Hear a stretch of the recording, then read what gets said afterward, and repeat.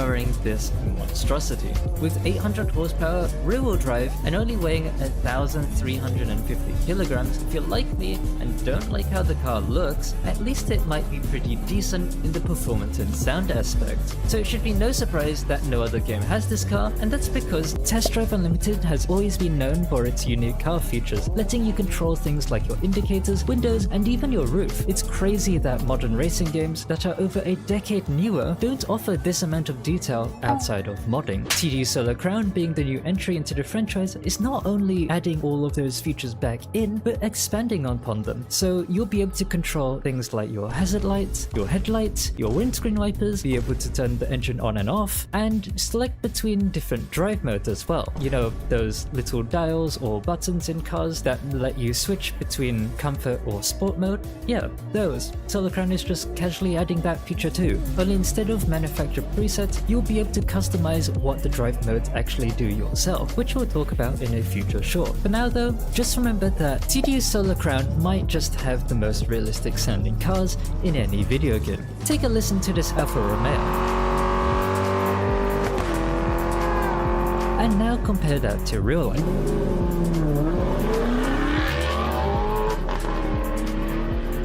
It's pretty good as far as video game standards go, but if you're not convinced already, here's Forza Horizon 5, which won a Game Award for Best Audio Design.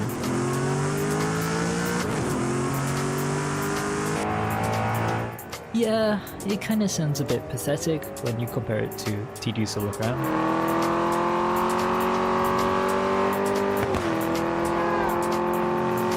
As more gets revealed about the game, we'll be able to do more sound comparisons like this because there are so many expanding upon them. So you'll be able to control things like your hazard lights, your headlights, your windscreen wipers, be able to turn the engine on and off, and select between different drive modes as well. You know, those little dials or buttons in cars that let you switch between comfort or sport mode? Yeah, those. Solar Crown is just casually adding that feature too. Only instead of manufactured presets, you'll be able to customize what the drive mode actually do yourself, which we'll talk about in a future short. For now though, just remember that TDU Solar Crown might just have the most realistic sounding cars in any video game. Take a listen to this Alfa Romeo.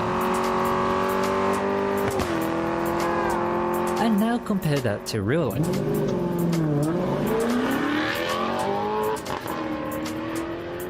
It's pretty good as far as video game standards go, but if you're not convinced already, here's Forza Horizon 5, which won a Game Award for Best Audio Design.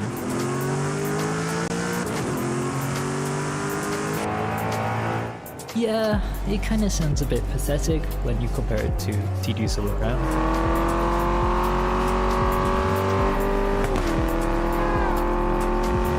As more gets revealed about the game, we'll be able to do more sound comparisons like this because there are so many really cool cars in TDUSC.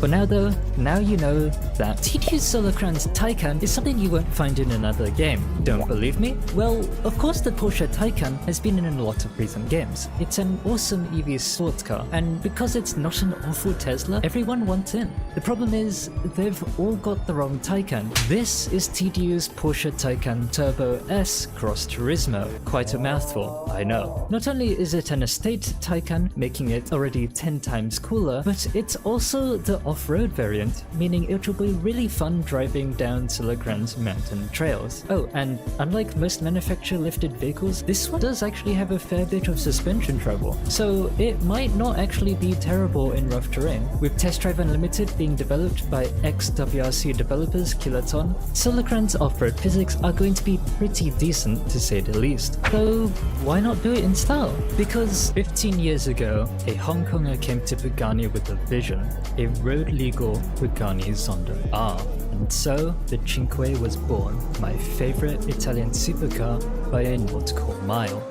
One small problem though, Pagani aren't in motorsport. But that didn't stop me from dreaming though.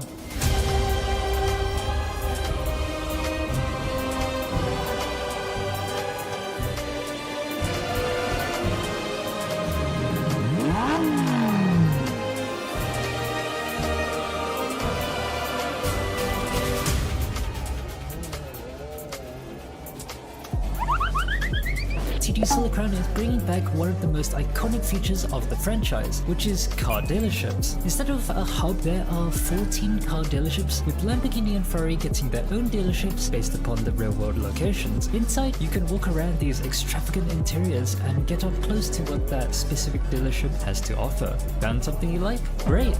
You can now customize it like a real-world dealership, picking from real manufacturer paint options, interior trim, and wheels. But whoa, did you already forget what the name of the game is?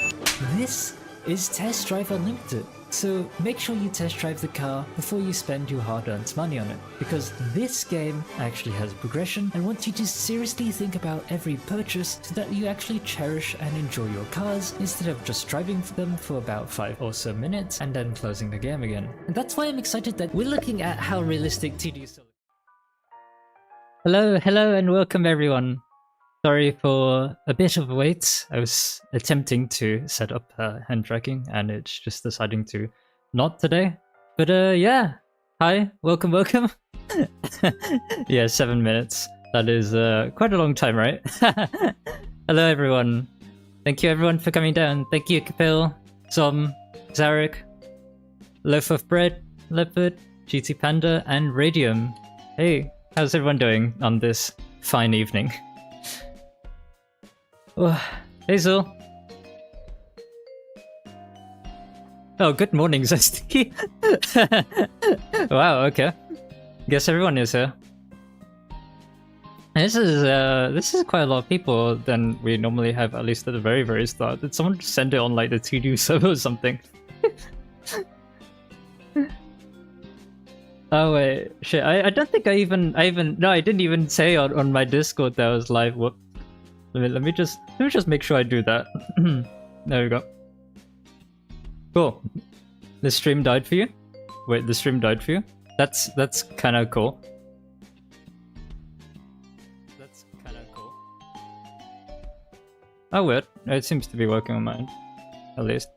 Okay, wait, hang on. I'm seeing it buffer in YouTube Studio, and then it's like working when I click on the actual live stream itself, so I don't know if it's fine or not. Okay, cool. This was a very scuffed stream, to be fair, because I was going to start setting up my stuff for my Assetto Corsa Competizione stream tomorrow, and then I was just having a look at YouTube Studio, and then it just randomly said 1000, and I was like, what the fuck? I was like 20 down, 20 off of it last week or something, and I've been a bit inactive with the shorts because I've been a bit busy doing something else behind the scenes for the channel, not necessarily personal stuff. But yeah, 1000, here we are.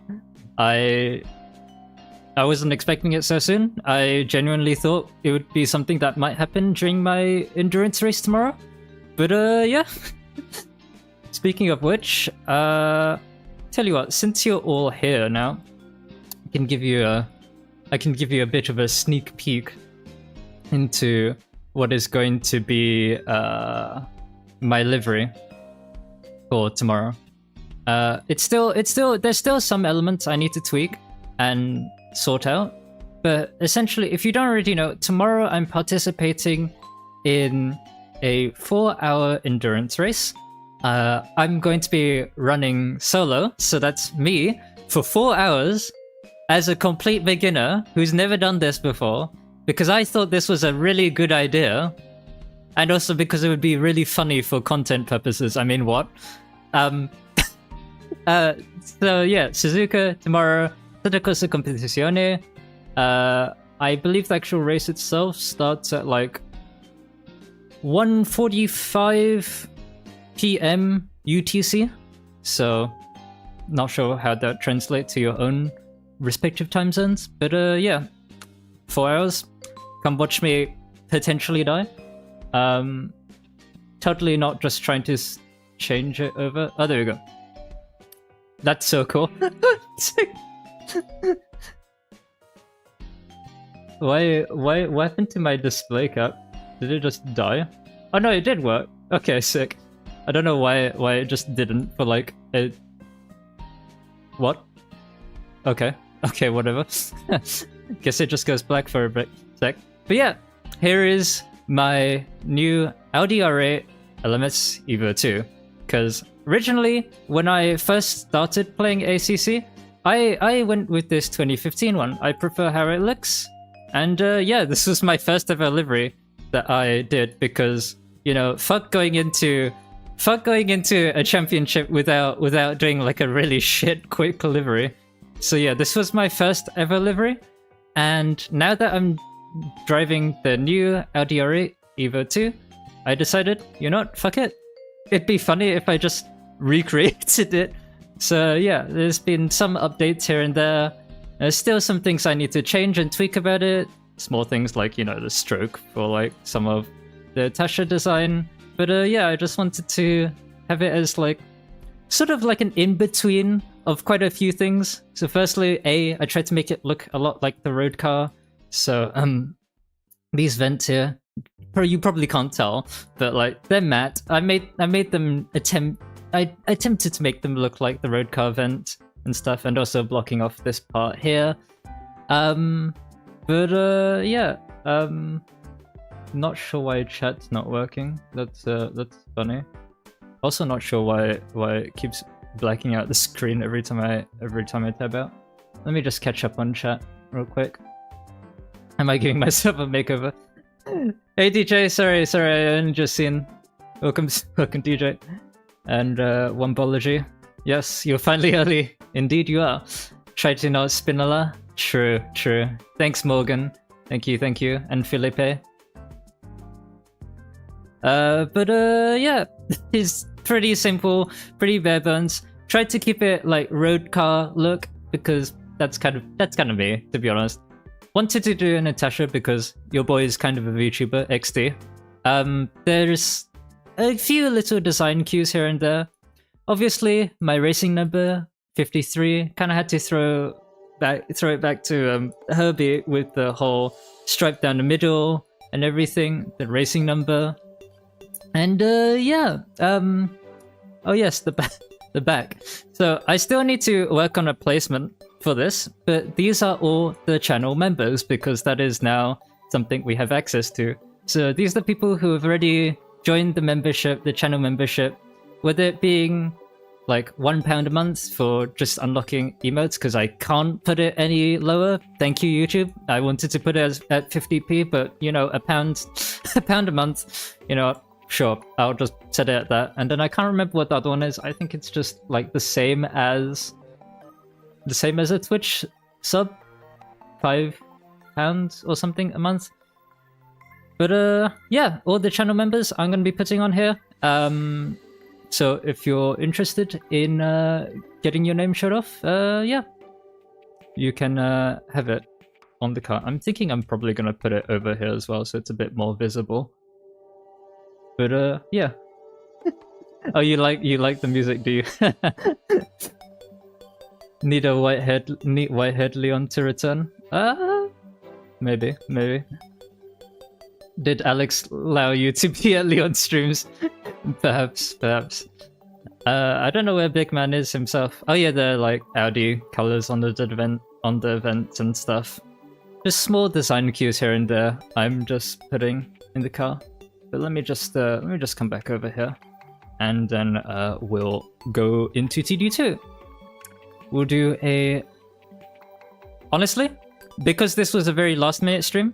If you weren't here earlier, I was literally explaining that I was in the middle of setting up my stream for Assetto Corsa Competizione, and then yeah, I just randomly saw it said 1,000, which I really wasn't expecting. I was maybe expecting it during tomorrow's stream, but certainly not before then. So yeah, thank you so much, everyone. White-haired Leon would look bored because the car is white. True. V10 sounds. Oh yeah, you'll definitely be getting loads of. You know, okay, that's quite funny. Okay, so I've booted into TDU2. Guess what car I've just booted TDU2 into? Because I thought the last car I drove was my black Impreza because I think that's the last thing I used for a recording or something. But no, it's not. I remember now. I changed car earlier when I tried to make sure that Project Paradise 2 was indeed working and that I wasn't getting gaslit by everyone. Yeah, okay. Some of you already got it, Lamar. I apparently was already driving the Audi R8, not the Spider, which is normally my go-to. But yeah. Oh. I've just noticed you guys can't hear that. That's so cool of me, so gamer of me to forget to actually turn the game audio on. It sounds a bit different.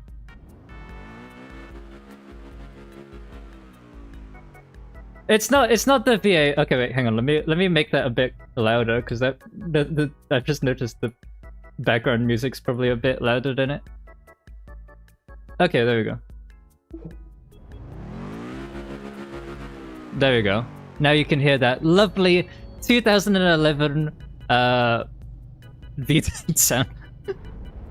But yeah, Project Paradise 2 still works. I can't believe so many people just gaslit me into thinking it didn't work. But no, supposedly there was an issue with the servers earlier. I don't super know what happened, but yeah, they work. Everything's working now. So yeah, I'm in Oahu now, but I think what I'll do, we'll go around Ibiza, we'll do a tour of Ibiza or something, and then we'll do the same for Oahu. Let's see. The Audi. Yeah, of course. Okay. I might what's that sound? Okay.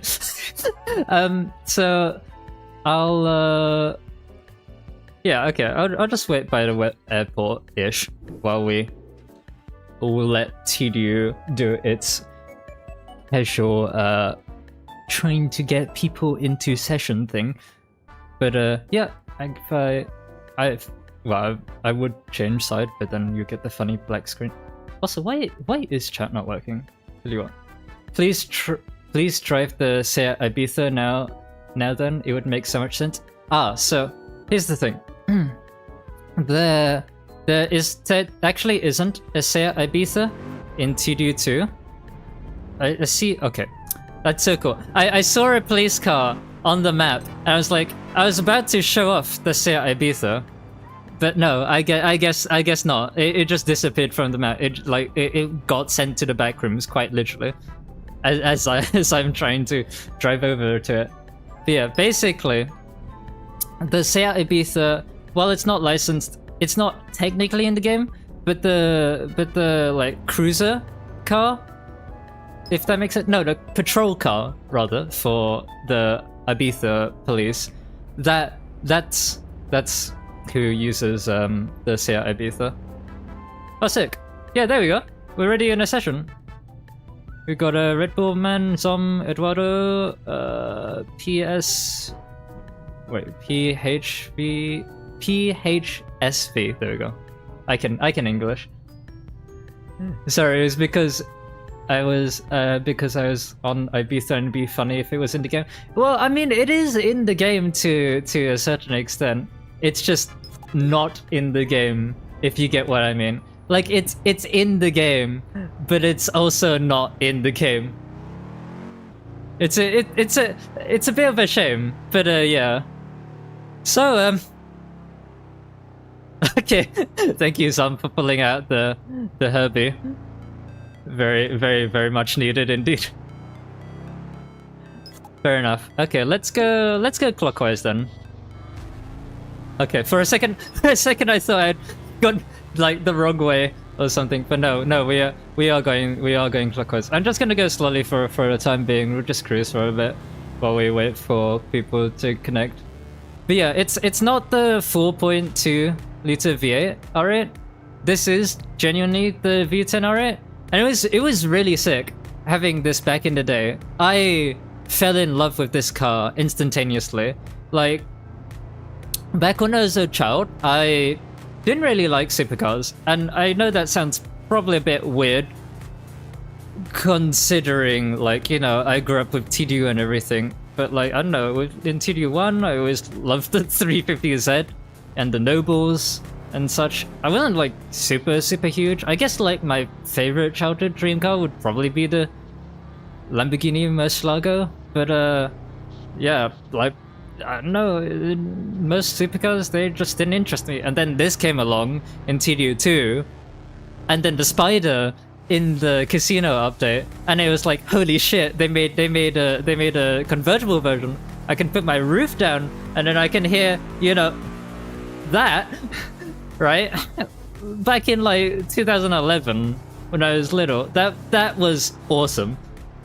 And deadass, I'm so happy that there's an R8 in Solar Crown, because I cannot wait to hear that V10, because holy shit, how well they've recreated car sounds already in Solar Crown. Can you imagine how that's going to sound? I mean, I definitely want to collect all the V10 boys, like the Huracan, which is the same engine but like different exhaust, whatever. But the Viper, like, we've got the best generation of Viper. I don't care what you want to say about it, it is the best generation of Viper.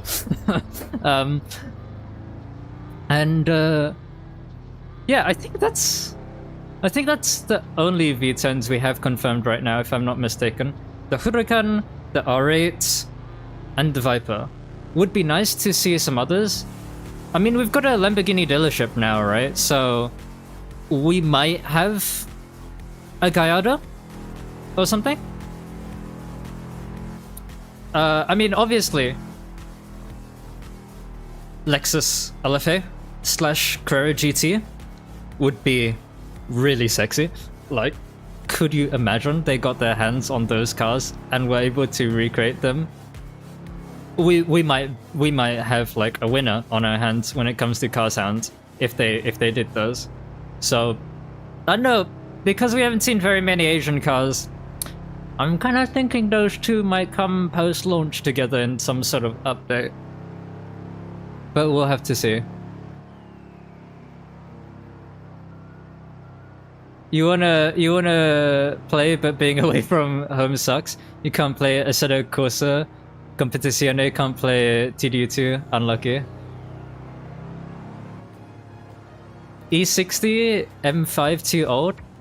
I don't know. I feel like, you know, in my head, an E60 is a bit old for Solar Crown, but at the same time, we've also got quite a lot of, you know, older returning cars. Is that gravel road? Yeah, okay. At some point, I think we need to turn. If people want to go ahead, they can.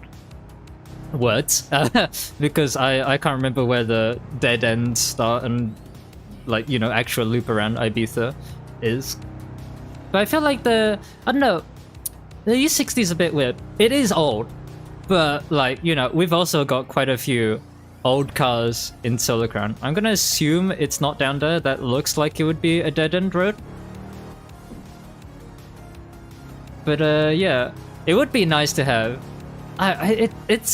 It's like a cool sounding V10 with, like, you know, that iconic BMW rasp sort of thing. I know what it is. I don't know if anyone else feels like that, but I feel like, you know, BMWs, all of their, like, you know, iconic engines, they all have like this weird rasp to them that makes it a bit signature BMW sort of thing. You know what I mean? Especially with like the inline sixes a bit more prominent. I would love to see some more casual cars in TDUSC, like a Toyota Corolla or something like that. Me too. Like, sure, it's a luxury game. It's about the high life. It's about exotic cars. And you can't forget that. But, you know, having some lower end cars really wouldn't hurt. I'm not sure if I would say a Toyota Corolla. That'd probably be a bit too normal for me personally. I think if TDUSC were to bring, like, you know, lower end cars in, it should be a bit more fun and funky cars. So, like, you know, instead of having a Golf GTI, maybe have a Skoda Fabia VRS or a, what's it called? Or Seat Leon FR or something, or Cupra Leon or something. You know what I mean? Just like, you know, it's still like, you know, a Golf GTI. It's just a bit more fun. Also very cool. One of the two from Test Drive the Duel, Gassi, in the F40. Let's see. Tell you what. Let's go left here. I'm so bringing everyone to the dead end knowingly. I have no idea what's up there. That's the nice thing about Ibiza, about both TDU maps, is that you could go somewhere and you still wouldn't really know where you are. Like, having played this game for probably well over 1,000 hours, maybe 2 over my life, probably 2 over my lifetime. Like, I still don't really know my way around. Like, I could tell you roughly where we are, but I wouldn't be able to tell you exactly, pinpoint exactly where we are on the map. I'm pretty sure we're going to a dead end now, which is like sick. But yeah. I mean, I was saying, like, the other day that the Citroen 2CV is a bit of a weird car for them to pick as, like, you know, one of the funny cars that Solar Crown is gonna have. Because, I don't know, the 2CV, it seems a bit basic bitch, you know what I mean? Like, sure, the Beetle is also basic bitch, but at least, you know, it fits that whole, like, surfing, tropical paradise sort of narrative that Test Drive Unlimited has always been known for. But then, like, we've got the 2CV. I don't know, I can't help but think that, like, a Citroen DS would be, like, so much better. Like, the Citroen DS would have been sick. I can't remember, does the Citroen DS have adjustable hydro pneumatic, or is it just normal hydro pneumatic suspension?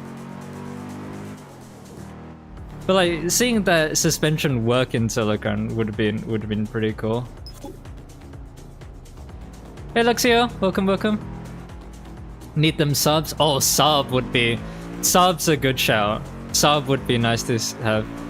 I'm 90% certain this is a dead end, so I'm just gonna go for it. You know what? Fuck it. Oh, I just saw someone, I think, who just teleported or was waiting. Whoa. Let's hope I don't do that on ACC tomorrow. Hope Solar Crown has some nice Peugeot cars. Oh, I love Peugeot so much, with all my heart. They are by far the best French brand if we don't include Alpine, because Alpine makes a whopping like 3 cars that, well, let's be real, 2 cars that people remember. Like, I love the what was it, 1600 as well, A1600. Everyone forgets about it. Or the GTA, the Alpine GTA. Everyone forgets about that car, it doesn't exist. But yeah. Okay, so that's a dead end on the left. What's on the right? I'm pretty sure this is also a dead end. It's gonna be so weird in Solar Crown. I think they've done all the street signs and stuff in Solar Crown, but it's gonna be weird because Hong Kong has like it's got the same street signs as the UK and everything. Like, they're changed a bit, like the font's a bit different, but like pretty much 90% of like the traffic, the like street objects, signage and stuff is the same as the UK.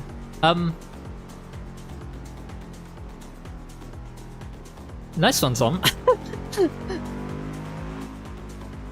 Sub would be nice to have, I won't lie. I do love sub, but I don't know, I feel like without a European dealership, I don't think it, or like, you know, if we're going to assume, let's just assume that we're not going to get another dealership, at least for now, right?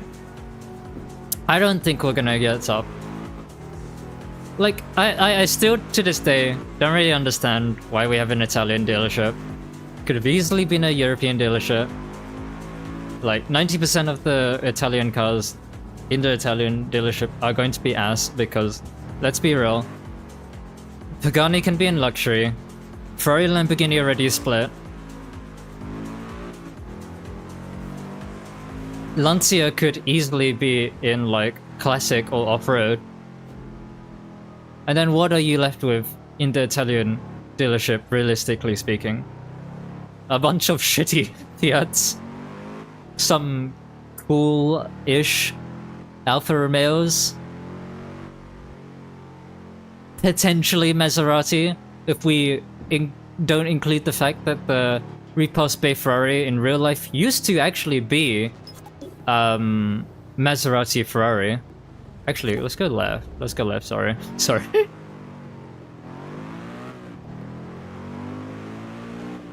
But yeah. I mean, Maserati, that'd be awesome to see. I'm a bit torn between like if an MC12 would be too much if we also had like, you know, an Enzo. Because I feel like there's no way Kiloton haven't gotten a Ferrari Enzo for Solar Crown, right? Oh, this is a dead end. This is a dead end. Like, the Ferrari Enzo is just too iconic to Test Drive Unlimited. I feel like there's no way they haven't got a Ferrari Enzo. What was this again? Was this not a house or a club? This is a club, right? I'm not being silly. Let me just check the map. I guess this was just a random house. I completely forgot this was a thing. Huh. Okay. Let's see. I'm gonna set my waypoint. Let's set my waypoint for... Let's say here. This should bring us nicely. No. I'm so smart. I'm so smart. Let's set my waypoint here. Let's just go there. That's totally what I meant to do. Cool. I'm coming back. Where was it? It was this house, right? Yeah, cool. All right, let me just catch up on chat. Oh, okay, never mind. I didn't thingy. Didn't get disconnected, it seems. It was adjustable hydropneumatic suspension on the DS. Oh, really? I mean, I love the DS. It looks sick, and like it's not a performance car or anything. It's just cool, and quite a forgotten about car nowadays. Crazy how we're a couple of months away though. Yeah, okay, so if you have not seen already, Test Drive Unlimited Solar Crown might be coming a bit sooner than you think. Essentially, turn around, hang on one second, let's have a look. Awesome. Nice. So essentially, if you haven't seen already, in November we had... Hey Ryan, in November or something, we had a financial document from Nacon basically saying that Test Drive Unlimited Solar Crown was still within Q4 of the 23-24 financial year. And the 23-24 financial year, that ends at the end of March. So basically, we got a document this week confirming that they're still on track for that. Or rather, Test Drive Unlimited Solar Crown hasn't moved outside of that window, which genuinely, I'm not going to lie, I was kind of expecting. Like, I thought like the next financial document was going to come out.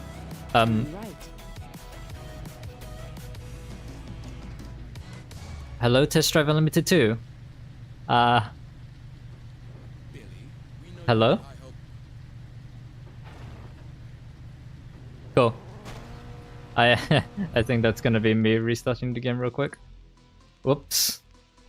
What was I saying?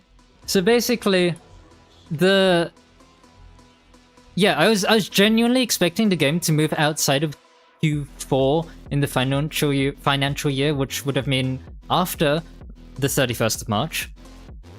March is a month that goes up to 31 days, right? I'm not 31 days have September, April, June, and November. 31 have the rest.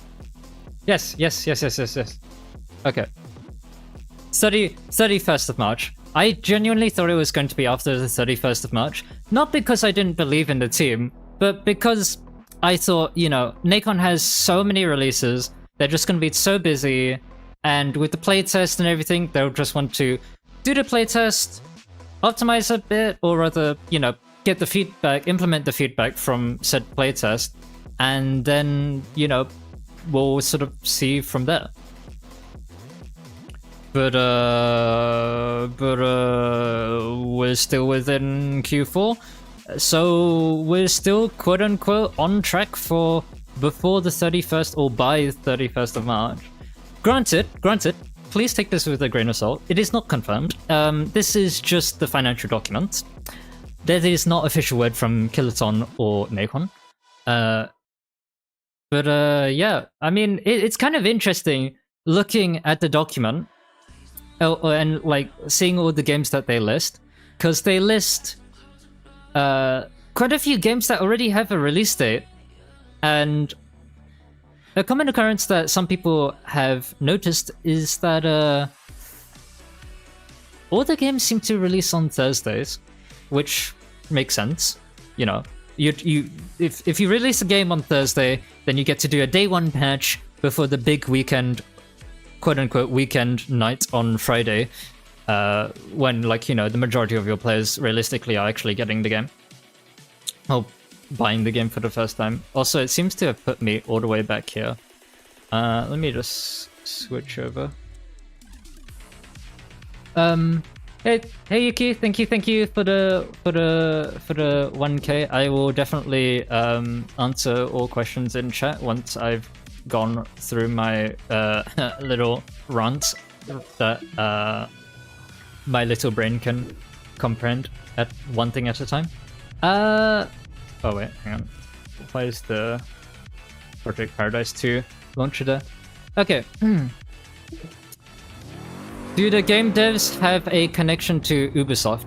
The game devs do not have a connection to Ubisoft. So if you want to know what happened, Radium, essentially,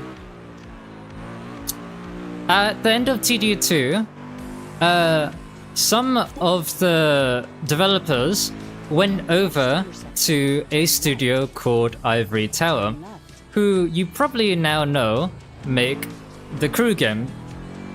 Oh, the Crew franchise, rather. Yeah, there's no real connection to Kiloton and Nacon. The thing is that we know that there's at least 2 ex-TDU/Eden game developers at Kiloton, and they're very important ones. Firstly, you have Alain Janu, who was the creative director and is still the creative director of Test Drive Unlimited. Well, granted, I think he wasn't the creative director for Test Drive Unlimited 1, if I'm not mistaken. Maybe someone can correct me if I'm wrong. But Alain Janu, basically a very, very big name. And the other one, I believe, was... I can't remember who it was. I don't think their name was officially released. I know Alex would know, but they were also another, like, core part of TDU, and they're also working at Kiloton now. So, while, like, I don't think the majority of Eden games came over. Again? Really? Really, TDU? Really, TDU? Really, TDU? Okay. Okay. Okay. Okay. Okay. Okay. Okay. Okay. Okay. Okay. Okay. Okay. Cool.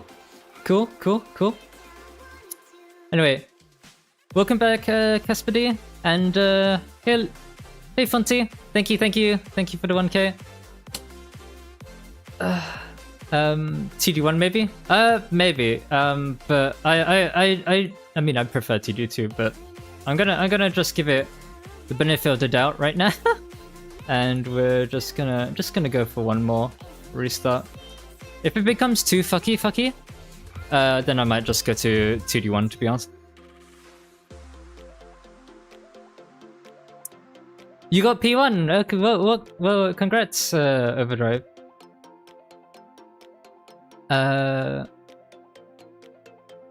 Quick question: what were the devs doing at Ivory Tower? I think that says, yeah. Making the crew. I mean, let's see if I can find. Let me see if I can find these files, and then I can show them to you. There's something rather funny. Where is it? Okay. Here it is. Okay, so there's no sound. Let me just move back to my desktop. Okay, so this is something from TDU2, one of like, you know, the like early dev files and something. I don't remember where I got it from, but this is from TDU2. You can see the date, the 17th of, what's that? Not October, month, like September? On 2007, in 2007. Here we have the Murcielago RGT, a car that we don't have in TDU2. And... oh, what is that? What is that? What? Could that perhaps be the V8 buggy? But more importantly, you know, casually, this animation? Does this perhaps remind you of a particular franchise at all? So if you want to know what the Eden game developers were doing at Ivory Tower, they were doing this.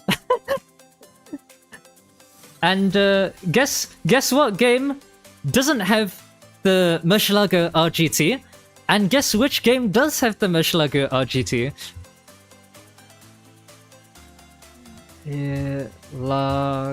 I cannot spell Murcielago, oh my god.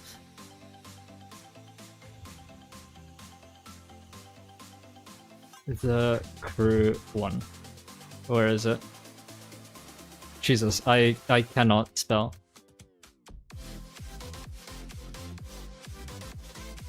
Lamborghini. Am I actually just going to have to type in Lamborghini RGT? Okay, I guess I am that sad today. There we go. The Crew 1. Rally GT. There you go. The Murcielago RGT. Maybe it's not Rally GT. I think it is just something else. I'm not entirely certain. Is it not Rally GT? Not too sure about that. But yeah, and the Crew 1 also had a buggy as well. It didn't look exactly the same. Yeah, okay. Yeah, it didn't look exactly the same as the TDU2 one, but you know, it's kind of similar, right? You know, it's kind of similar. So yeah, they basically went from. Most people went from... They needed somewhere to go, right? After Atari went bust, as Zesty said. So they pretty much just went to Ivory Tower. Some of them stayed on, to my knowledge. Some of them did stay on. And they now make... Eden Games still makes games. They make mobile games. And they're not even like that bad either. I think I tried Gear Club 2... a couple of years ago, and it was okay, you know, for mobile game standards. You know, it wasn't terrible, but you know, it definitely showed that they wanted to return to doing like a TDU or something. I don't know if, like, you know, some of them maybe came back over to Kiloton after you know, Solar Crown was announced or something. But, you know, we'll see what happens to Eden Games. Alright, cool. I've finally gotten back into the session. Let's see. He got a class win. Oh, congrats, DJ. Yeah, they have to pay the bill somehow. Yeah, poor Eden Games. They really did just get the short end of the stick. Not gonna lie, Solar Crown looks like it isn't ready for you. What part of Solar Crown isn't ready? Or makes it look not ready? Like, genuinely? Like, of course everyone sees me, they see me making a lot of TDU content, they think I'm naturally just gonna be biased towards, you know, Kiloton, Kiloton and Nacon, and Solar Crown in general, right? But like, you know, I try to be fair. I like hearing criticism for Solar Crown because, you know, sometimes it's valid and sometimes it's just like, you know, people don't know certain things, which is like completely fair. No one's a walking TDUSC encyclopedia. Well, maybe aside from Mr. Alex, but still. Test Drive Unlimited without houses and shops just isn't a TDU. Houses has been quite a sensitive topic for some people. In my opinion, because we're getting a much denser island, I don't know. I think I'm quite okay with the hotel. They also wanted socialization and, like, you know, multiplayer to be like a massive element of the game. Like, they've always been trying to make TDU into an MMO. Since Test Drive Unlimited 1, it's always been trying to be an MMO. Right. And it's just that because of the way the internet is nowadays, in 2024, they can. So, firstly, the reason why we have the hotel is so that everyone's in the same place. You can meet new people, you can socialize. Also, thank you for waiting, everyone. I'm finally back, as you can see. But yeah, they wanted everyone to be in the same place. The hotel lobby is like, you know, a genuine place to socialize. I mean, I'm not sure if you can see, but there's like an actual bar behind the lifts at the hotel lobby. Like, you know, if you could sit down, just have a chat with, like, you know, some new people, that'd be sick. Like, people do that in Grand Theft Auto, and, you know, before the whole oppressor sort of thing, the socialization feature and, like, aspect of Grand Theft Auto was pretty cool. And, like, you know, if we could have that in Solar Crown, that'd be sick. I'm not gonna lie. Like, I do get it. Like, people want houses, and don't get me wrong, the houses are cool. But at the same time, I'm not going down there. Fuck you, son.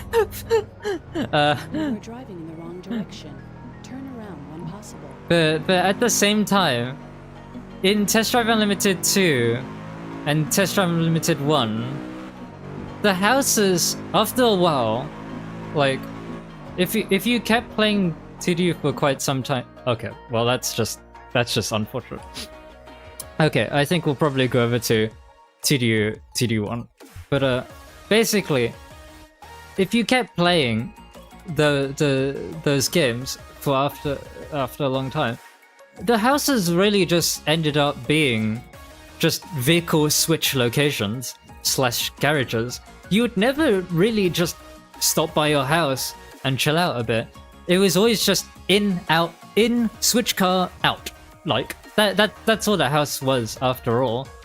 After a while. And, like, while some people, you know, they're a bit sensitive to that and they don't want to admit it, that, you know, that is kind of what they ended up being. So while they didn't say that they weren't going to have houses, they have thought about it. Like, obviously they've thought about it, they put thought and effort into it. They just wanted the hotel to be the first and foremost thing. And if people just cry about it enough, then maybe they'll add them. They did say that they were considering having them a year into the game's lifespan. But I think that will ultimately depend on what people want when the game is, like, actually released. Like, I think when the game is released, people will be fine with the hotel. Like a lot of people's worries will end up just being extinguished by the hotel actually being a pretty sick place. And also, like, you know, it's not like the hotel's the only place you can walk around in. Like, you've got your dealership still, you've got clan HQs, which you didn't have. You've got workshops as well, where you can, like, you know, get out and walk around in. Like, I get that there's things that people want from older games, and that's fair. But at the same time, don't assume that they haven't thought about this stuff either. Like, they have thought about it, and, you know, if it was as simple as that, they would have just done it, you know. So there are other reasons as to why they haven't just gone, oh, let's just put, like, you know, houses in the game. Like, they don't want the game to be a carbon copy of TDU2, and that's fair, because the game would probably not be amazing if it was a carbon copy of TDU2. Let's be real. They are trying to modernize the franchise for the modern era, but keep the core TDU DNA. And I think they've done an okay job at that. And I'm currently struggling with TDU1, refusing to change its resolution from 720p. But yeah, hang on. Let me catch up on chat. One of the games are jokes nowadays. Yeah, they kind of are, to be fair. The shops as well. Okay, I'm not gonna lie. I kind of didn't like the shops in TD1 and 2. If I wanted a particular clothing, a particular bit of clothing, sure, okay. It was kind of cool having individual shops for separate clothing brands. But, like, you know, after a while, it did get kind of annoying, right? Like, surely it must have gotten to that point for some other people other than just myself. I don't know what it was. It was just a bit, Like, you're looking for something, you have, like, a fit in mind in your head. Like, you've got your vision and everything. And then you go to one store, doesn't have it. Sick. Now I have to traverse the entire map just to try and potentially find something that I want. You know what I mean? Okay, cool. I think TD1 will also work now. Let's see. It's you know what? That's a very quirky music that's decided to pick. Oh, how about some Dirt Rally one? That sounds fun. Okay. How to get the most. Let's see. You would love houses, but you've accepted the hotel at this stage, and the hotel will be cool. You do wish you had clothing shops though. Yeah. I mean, everyone's gonna be different on this. Like, houses, I understand, but the shops, I don't know. They're not for me. Like, I'm happy we have dealerships. But clothing shops, that's something I can do without. Like, flicking through, like, only, quote-unquote, only 20 options in one store, only to have to go to out again and go to another. Like, sure, for some people that would have been cool. And in fairness, it was cool at first. But, like, you know, again, it's like another one of those things where, like, after a while, it just kind of got annoying. But, yeah. To be honest, the reason why we're getting a hotel is because no one in Hong Kong can buy an apartment in Hong Kong, let alone a house, Lamau. No, that's not why. That's not why. There's definitely houses, and let's be real. There's so many elements of TDU that are so separated from the real world locations. Like 90% of the cars you have in TD1, you wouldn't have in TD1. On Hawaii, and just like things like that. Like they're not going like that realistic in terms of like the location and stuff. But yeah, the island does look amazing. But yeah, you just want a garage where you can see your cars parked and walk around them. Absolutely, absolutely. I think the garage is a must. Like, there's no, and they've hinted at it. Like, you've got the Your Dream Garage thing on the TDU Solar Crown website. You've got Enter Garage showcased at TDU Connect. Like, you know, 3 icons on the hotel, the clan headquarters. Like, there has to be a garage. There's no way that they're going without the garage. Almost 200 people on TD1? Really? Okay. Oh yeah. Don't worry. Yeah, I got that was a joke.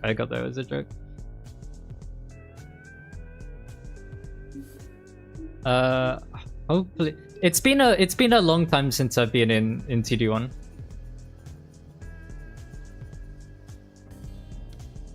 Oh, I'm surprised the game audio just worked.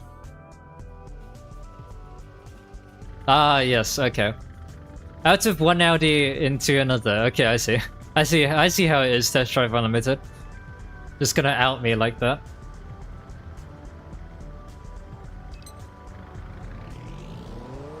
I was running it in windowed mode and then it was having issues in windowed mode, but I've gone to full screen now and it's fine. Oh, that sound though. I know it's like something generic you could hear in like, you'd probably be able to hear in like a Assetto Corsa, but that still sounds pretty nice. All things considered. That lag between changing gears though.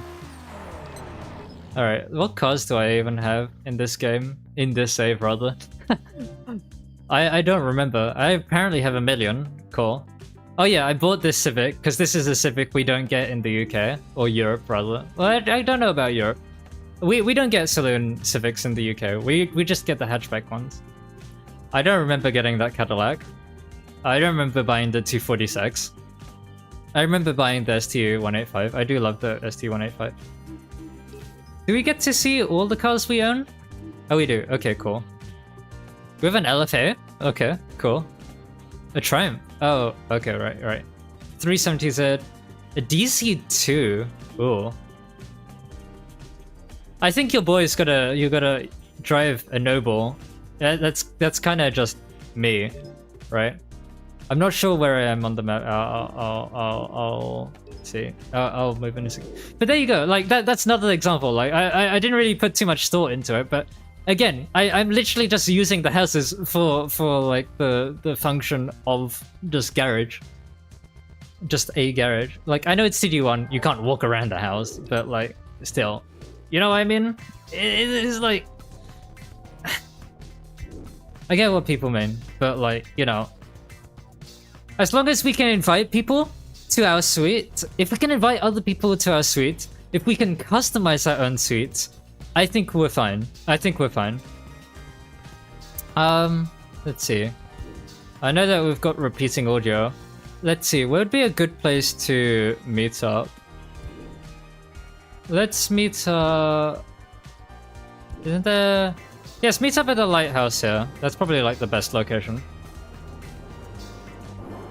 That's kind of what they were in TD1 though. Yeah, literally.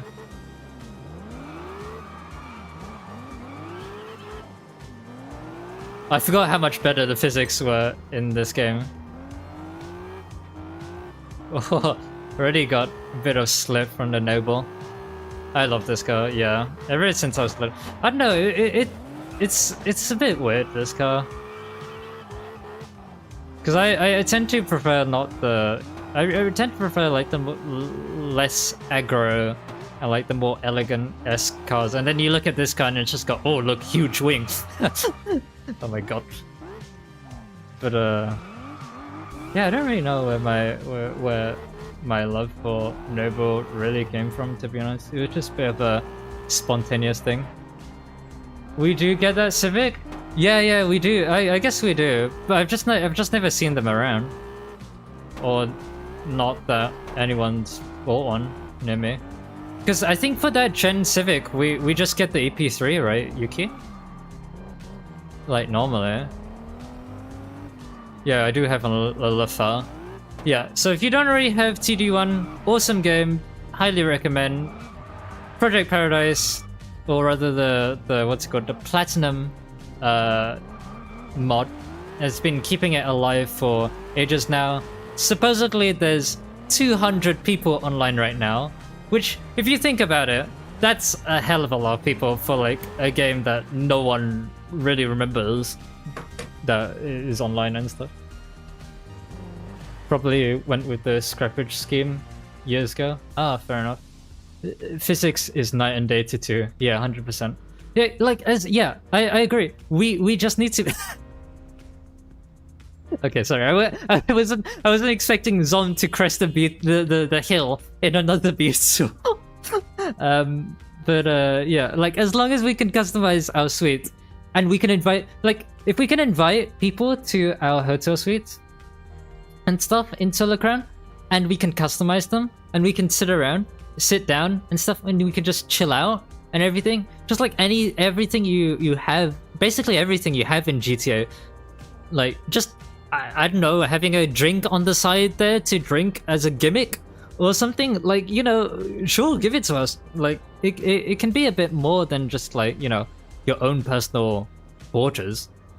But yeah, I do hope though that when we do get the hotel suites, that we can go to like previous ones. Like they already explained that as you gain more rep, or like basically as you progress through the game a bit more, you go higher and higher up in the hotel suite. I don't know how many there are. I don't think they told us how many suites there were. But what am I trying to say? Oh yeah, but I really hope that we can just go back to like an older suite if we prefer. Like say for some reason you don't like the penthouse. It'd be nice to go back to like an older suite. You know, maybe you just want to be different. Maybe you prefer it. It'd be nice if basically everyone wasn't just sitting in a penthouse at the end of the game, or like, you know, a few months into the game, everyone wasn't just sitting in a penthouse. Like that's probably why people want houses, so that we're not all in like the same doing the same stuff. So as long as we can change between the suites and like set like a favorite or something, I think that would be rather nice as well. You got this game as a whim and it consumed you back in primary school. Fair enough. I remember this game. Test Drive Unlimited 1.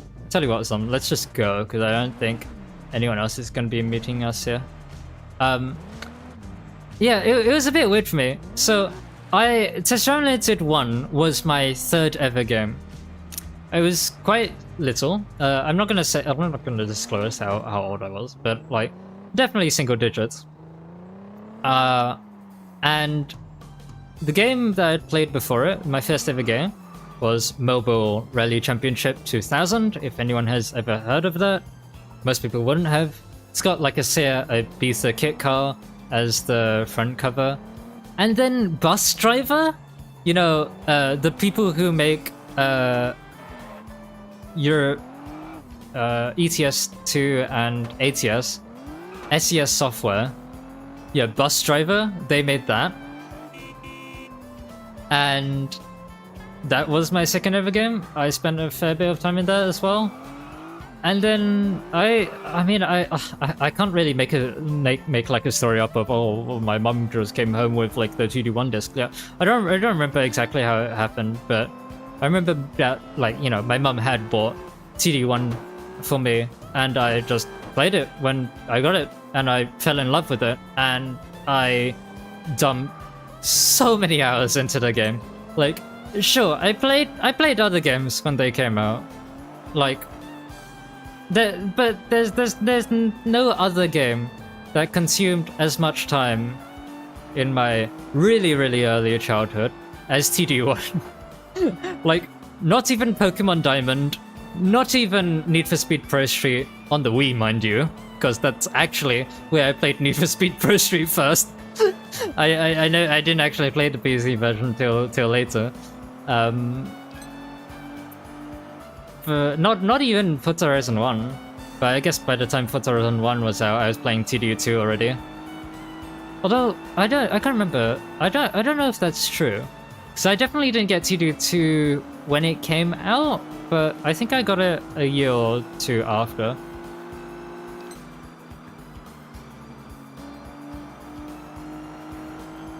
Hotel suite party with lights going crazy and drinks. Yeah, exactly. Like nightclubs, a nightclub. Well, TDU2 has a licensed nightclub on Ibiza. That feature just never got used in the game, unfortunately. But oh my god, lovely 2006 quality interior we have here. Whoop. But yeah, I'm happy that a nightclub is now a thing in TDU Solar Crown.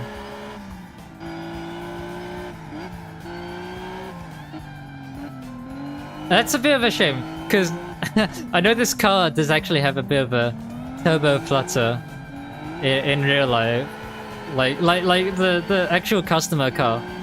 It's a V6 from a Mondeo with two turbos slapped on it, because noble things, I guess. And having seen these things in real life, I forgot that TDU1 doesn't have indicators. I thought he was just going straight. But yeah, having seen this car in real life, I fell in love with it as well. That's probably where I love this car from seeing it in a game, seeing it in real life, and then realizing that I'm driving the same car in game as I am in real life. You like Noble now? Fair enough. Over 3,300 kilometers on this thing. Nice. The part you're wondering is if they have proper garages, how is that going to work with the hotel and the suites? Like, you get more space when you get better suites? I would expect that there is something like that in place. And I guess that would make sense in my mind.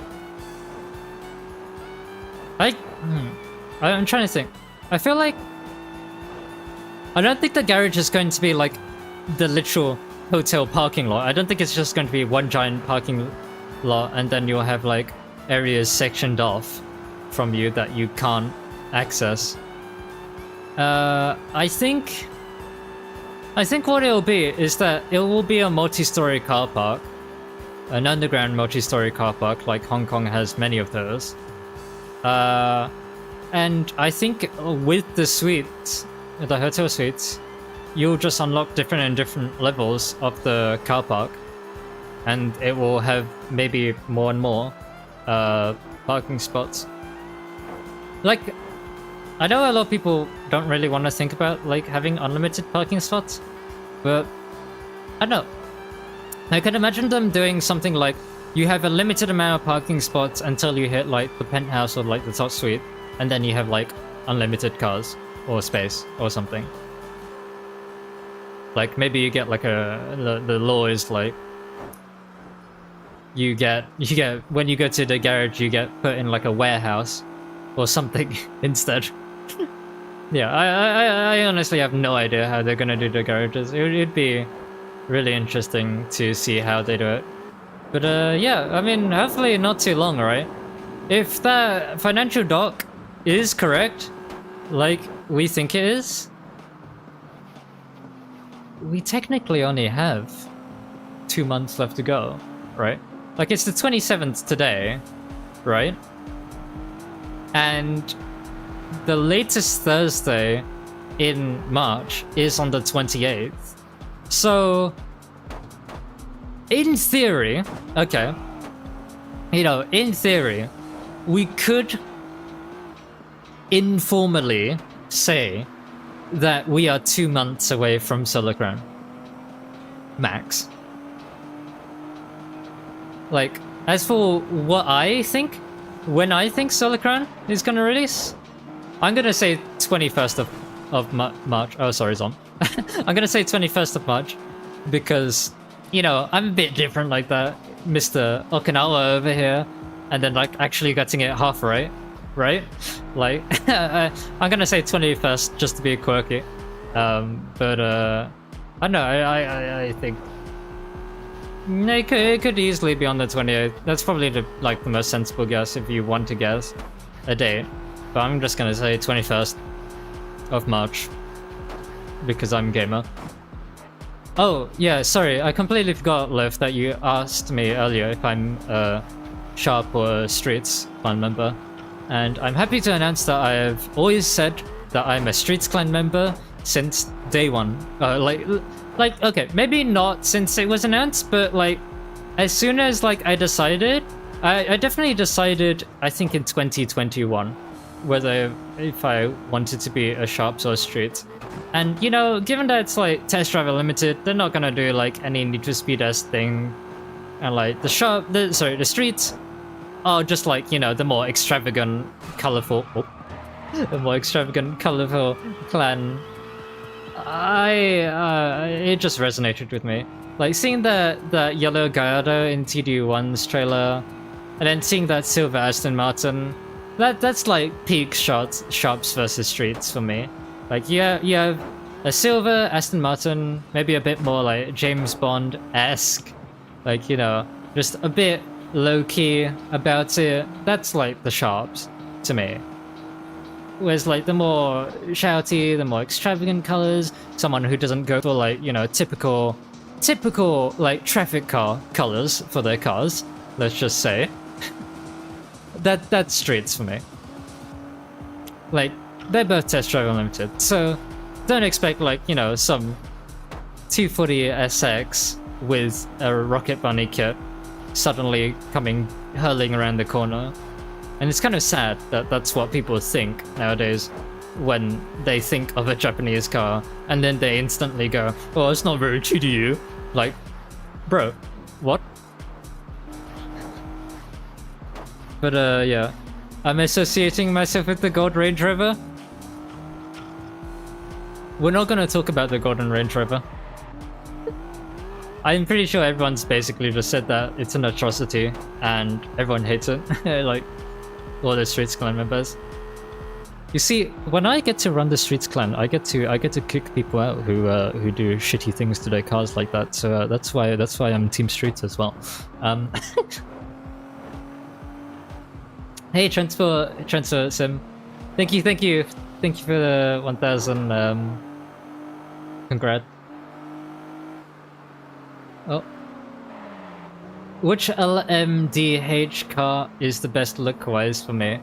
Tell you what, let me pull over to the side of the road here, because you know I'm not really into Le Mans hybrid prototypes anymore. Well, I mean, I used to like a few, like the Audi R18. I think it's probably my favorite, if we don't include Group C, because obviously if you include Group C and all the Le Mans prototypes, everyone's gonna be saying things like the 787B and the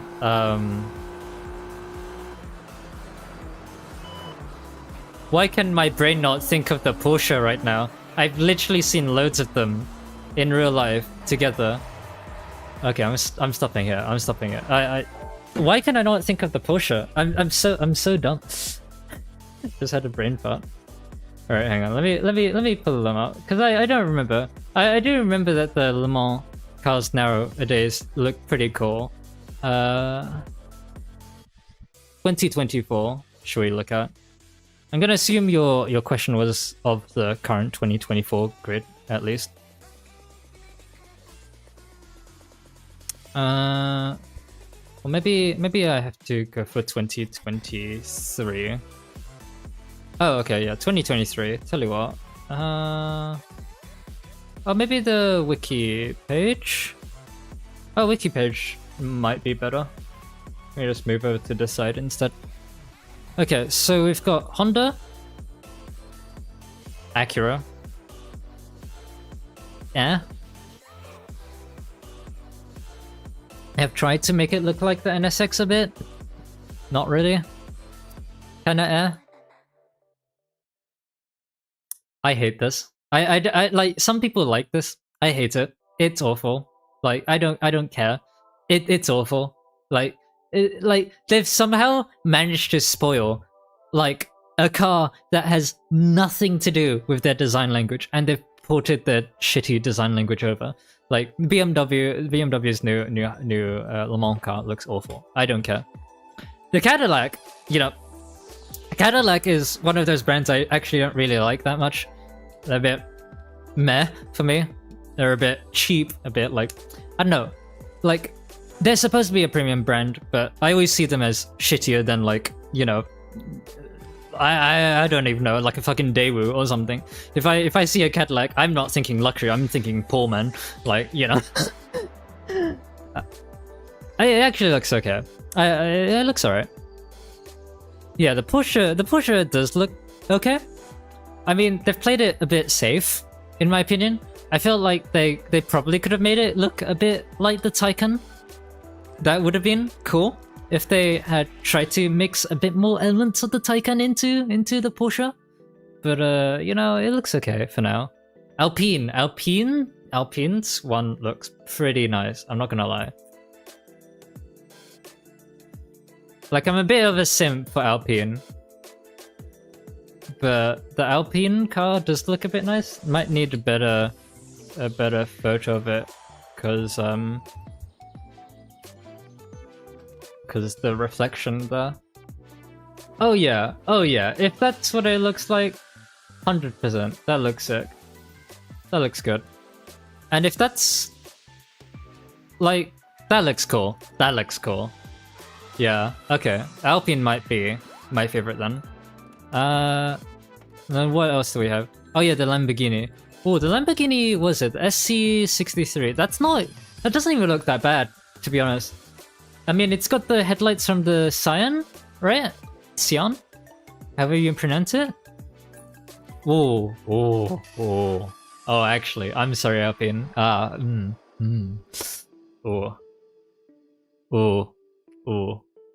Okay. You know, they've taken the good bits of a Lamborghini without, like, the shit bits. Ooh, I quite like that, actually. I think it has to be the Lamborghini. Yeah, I think it's the Lamborghini for me. Sorry, I'm gonna join the train of everyone else in chat right now and just say the Lamborghini looks the best. 100%. Yeah, it's perfect. I mean, like, well, so let me just get the Revolto for a second. Like, I don't know how much people know about me, but I'm not really like huge into modern Lamborghinis, like the Aventador, the Huracan. They're not really for me, to be honest. But the Revolto, I love. This looks so sexy, but for some reason nowadays, I don't know what it is. I don't know if anyone else feels like this as well. Like, for some reason nowadays, like, no one can design a rear end anymore. I don't know why. What has happened to car manufacturers? Car manufacturers have just forgotten how to do rear design, and the Revolto looks fucking awful from behind. I don't care what anyone says about it. Like, I love the car, and it looks shit from behind. Like, the diffuser, shit. The, like, exhaust design, shit. The spoiler design, shit. Like, what? There is the only good thing about the back are the taillights, and that's it. That's literally it. Like, everything else, awful. And it's such a shame because the rest of the car looks so gorgeous. Like, it's perfect. It's not like, okay, people like the new Countach, right? I've never really been huge on the new Countach. You wanna know why? It's because of the fucking vent. The fucking vent is like the size of, like, I don't know, a house for one in London or something. Like, why? Why does it have to take up the entire side? Like, the Revolto just got everything right for me. Like, everything was good with the Revolto, and then you get to the back, and then it was just awful. So, yeah, I would say that I would say the SC63 looks really good because you know, I can't really see anything wrong with the car. It looks like a decent Le Mans prototype. Like, if you took away the design and stuff, I mean, like, that bit there looks a bit skinny, but, like, you know, it's a race car, I don't really care. It's not like it's gonna go on the road or anything. Like, so, yeah, I'd say they took the bits that make modern Lamborghinis look really good and implemented them much better. Definitely a hell of a lot better than BMW did. But yeah. Right, let me switch back over to TDU1. Wait, hang on, let me just catch back up on chat. Speaking of this, Le Mans Ultimate is coming out soon. True, that is true. That is true. I have been keeping my eyes on it. I'm a bit out of the loop when it comes to Le Mans, but I have that game is on my radar. When is it coming out? It was in February. I know that much. Okay, the 20th of February. Oh wait, no, there's some other. Okay, you guys made me forget that there are some other prototype cars. I'm just on the Le Mans Ultimate page. Yeah, okay. Don't know why it wasn't on the wiki page. Are they in like some other class or something? But yeah. Got the Ferrari, which looks... The Ferrari looks okay. It looks okay. It doesn't look like a Ferrari. Like, if you like, let's be real. If you took away the red and yellow, this does not look like a Ferrari. This looks like a Peugeot or something. Like, I'm gonna be real. This doesn't look like a Ferrari. See, that's where Lamborghini did really well, because it looks like a Lamborghini. And Alpine did really well, because it looks like an Alpine. But then strip away the color from the Ferrari. Doesn't look like a Ferrari. Just looks like any other generic Le Mans prototype. Peugeot did a good job, though, in my opinion. Peugeot did a really good job with like the headlights and stuff. That is something I do like. I don't know. I've always not liked prototype cars without spoilers. Or wings, rather. Whatever the technical... It would be wing, wouldn't it? Because it's, like, pretty big now. But... I don't know, they always just look a bit naked to me. But the Peugeots look quite nice. So, hey, Skippy. Skippy. Skip. I did it. Okay, Skippy. Sorry. Hey, Logan. Welcome. You like the new Countach? Yeah, that's fair enough. A lot of people do like the new Countach, and aside from the bed, most people, the Countach does look pretty good from for the most part. The BMW one still looks good. Looks better than the road cars, in your opinion? I don't know. Maybe, I guess. No, I can't agree on that. Sorry. Like I hate modern BMW. I'm sure you already know that. But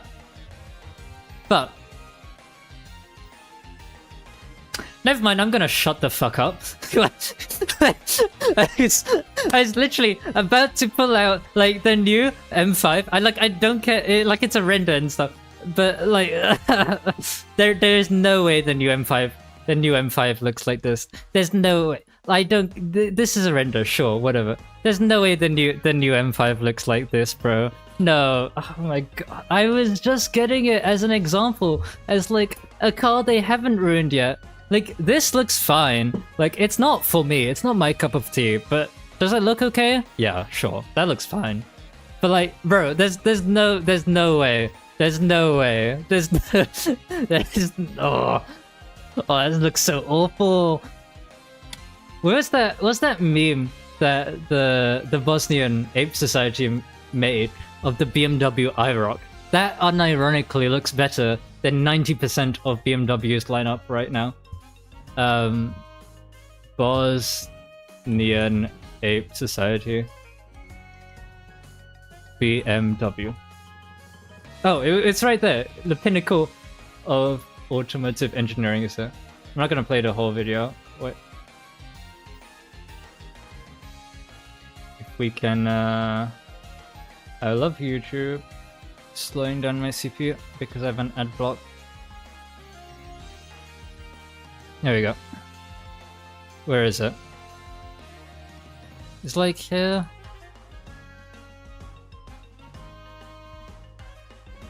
There you go. BMW M Rock, featuring exquisite coachwork by Pininfarina. Each rock is truly unique because we made people go outside and pick up a rock from the ground. Featuring a naturally aspirated inline six. It looks so much better.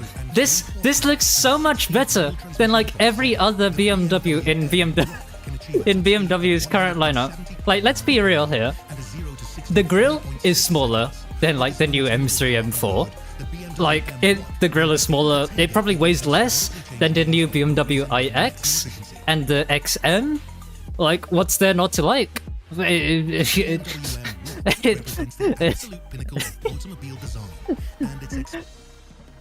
I'm Biro. This probably weighs less than the new BMW M2. Like, the new M2 looks so... where is it? Like, the BMW M2 weight. Okay. Here we go. So the new M2 weighs 1.55 kilos. 550 kilos. Tons. Like, what? How is this the world we live in? Like, it's not like it's an all-wheel drive car. It is still like FR. Like, why is it so heavy? Why is it so heavy? How much does the RS3 weigh? Because the RS3 has... Okay, well, the M2 has an inline 6, right? Just being fair to it, right? It does have an inline 6, right? I'm not going crazy. It doesn't just have like an inline 4. Because if it had an inline 4 only, that would be even worse. Okay, yeah, it has an inline 6. Okay. So, no all-wheel drive. Which, by the way, is a lot of weight. The hatchback RS3 weighs less than the dual clutch version of the BMW M2. That's how bad it is. That is how bad it is. But no, it gets worse. If we go to the new M3, right? The new M3 weighs... Actually, wait, hang on a second. Is that even... Let me just check. Oh, that's wrong. It was taking the weight from the first generation. Where's the curb weight of... It's there. I don't know if you saw that. I don't know... which side of the screen am I sitting on? I'm sitting on this side like an absolute dumbass. Here it is. 1.7 tons. 1.7 tons. Holy shit. How is this acceptable? This is not acceptable at all. Like, and people are just like, oh, it's fine. It looks good, right? No, it doesn't. Like, what? There's nothing redeeming about this car. Like, BMW, fuck BMW. like, actually, like, how much does a new Nissan GTR weigh? You're joking. A 2021 Nissan GTR supposedly weighs 1.72. That's an all-wheel drive supercar, turbo and everything. What is this, naturally aspirated? Okay, it is twin turbo, but like still, like, goddamn, that's kind of ridiculous. And everyone knows the GTR for being a fat pig already. Like, come on. Okay, I'm just out of curiosity. How much does an Audi RS4 Avant weigh? Okay, an Audi RS4 Avant from 2015 already weighs 1.8. Okay, that's fair enough then. Like, still. Oh no, hang on, wait. Wait, the new... wait, hang on. 2023? It weighs less. Oh yeah, then the newer RS4 actually weighs less. Yeah, okay. 1.74 tons. That's like 40 kilos heavier than this. That's like half a person's weight is the difference between this car, this supposedly coupe, hatchback, whatever the fuck you want to call it, because it's a bit weird how it even first came into being. Like, this small coupe weighs just as much as a performance estate. Like, what? And all-wheel drive. Mind you, the estate is all-wheel drive. Not this car. The estate is all-wheel drive. Like, peak BMW at their finest. Where was I? What is this? I don't... Is this supposed to be that manufacturer that starts with a G? Because I don't recognize this car. Glicken something? Am I gonna have to look it up? Glickenhaus? Is it Glickenhaus? No. I could have sworn the Glickenhaus was a bit more elongated on the front. Yeah, it is. It is more elongated. What is this? Van Wall? I've never heard of Van Wall in my life. I guess that just shows you how out of, like, you know, motorsports I am. Yeah, I've never heard of Van Wall before. I know that they're like an old British, I think British?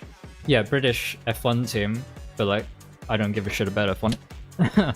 But okay. It looks okay. It's kinda meh, in my opinion. That's just a Peugeot again.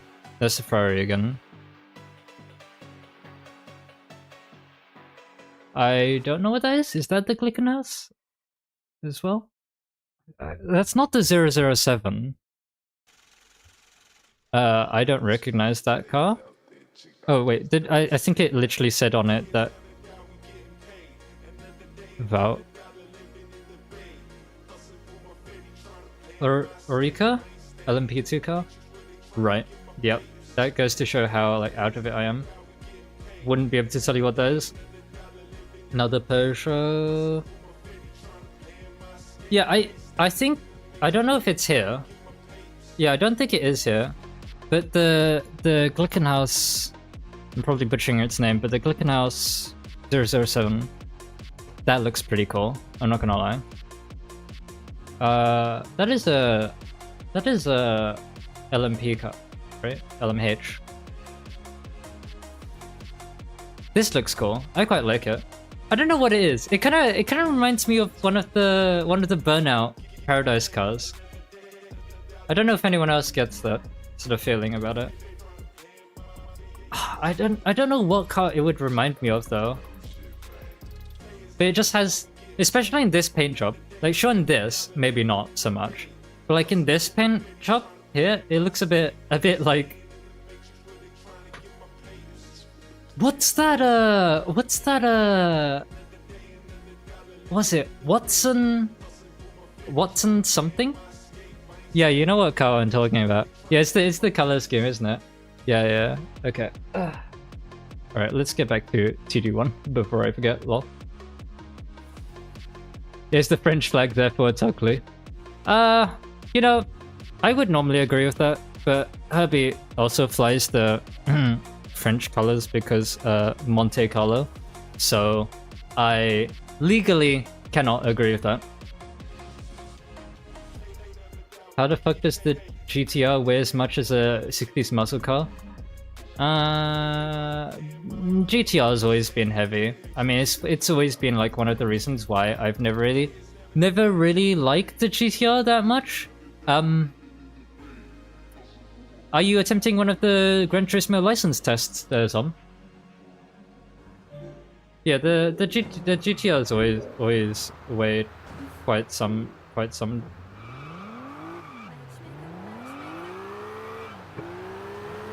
I mean, albeit the Audi R8 isn't that far off, but like, you know, it is also all-wheel drive, sure. But it has a giant fucking V10 behind it, at least. Not just a twin turbo. Is it? Yeah, the GTR is twin turbo, right? I'm not just being crazy. Twin turbo V6. And like a shit ton of computers. Imagine Noble and Solar Crown though. I was showing this off to one of my friends the other day. I mean, you already know how much I love Noble, but the Noble 500, it's been appearing in quite a few games recently.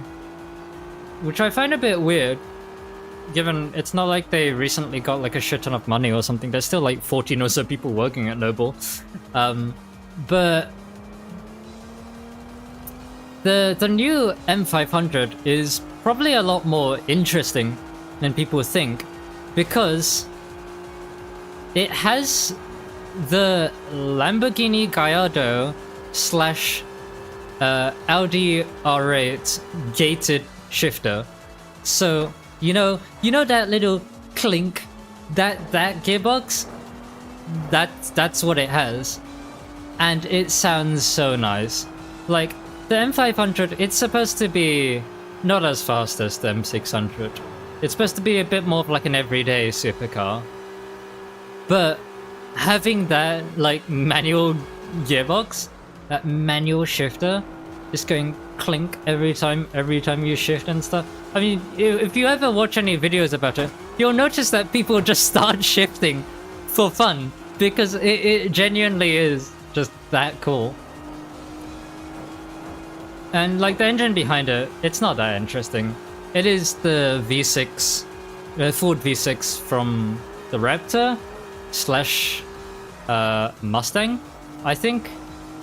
I think it is the EcoBoost one. I mean, like, it is twin turbo and like, you know, Noble tuned, and it does do like a little bit of a turbo flutter every time you get up. It's not like a flutter in the sense of like the Quattro. It's more like the turbo chattering sort of thing. Kind of hard for me to describe without showing it off. But yeah, damn, I don't remember the traffic being this One Gun Midnight-esque in TDU. Yeah. You're going for a nap? You're dead now, right now? Lol. Fair enough, Zesty. Good night. Nice having you around. Modern ones make around 565 horsepower to the crank. VTuberEN 600. Yeah. I mean, it's not like they don't make the power. It's just that, you know, for what it has, it still weighs a shit ton. God, I need to get used to these physics of the TDU2.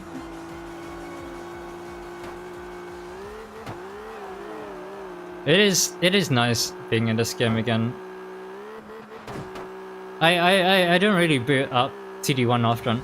Yeah, I guess I always knew that TD1 was the more popular game out of, like, you know, online right now, but I didn't know it was so popular as to have 200 people on it now. Like, there's only me and Zom in this quote-unquote session currently, but apparently there's a lot of people online, so yeah. Why don't I play the best car game, Forza Motorsport?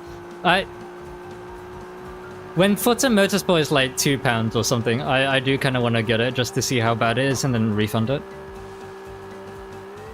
Because, like, it's bad. I know, it's a bad game. I really shouldn't be having thoughts like that. But it'd be kind of funny though.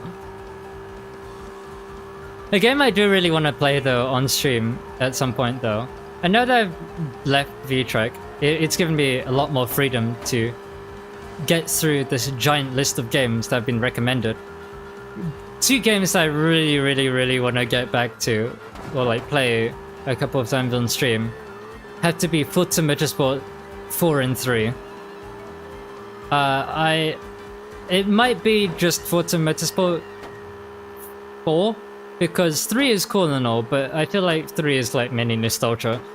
But 4 is like the real Forza Motorsport, and then it just went downhill from there, right? I think everyone would agree upon that, right? When it comes to the Forza Motorsport franchise. Like, I never played 5. Is your Audi an RWS? Have you got an RWS? Lovely. Okay, let's maybe not try and snap oversteer. Okay. I guess that just happened. Forza Motorsport 4 was big. Forza Motorsport 4, your beloved. Yeah, true.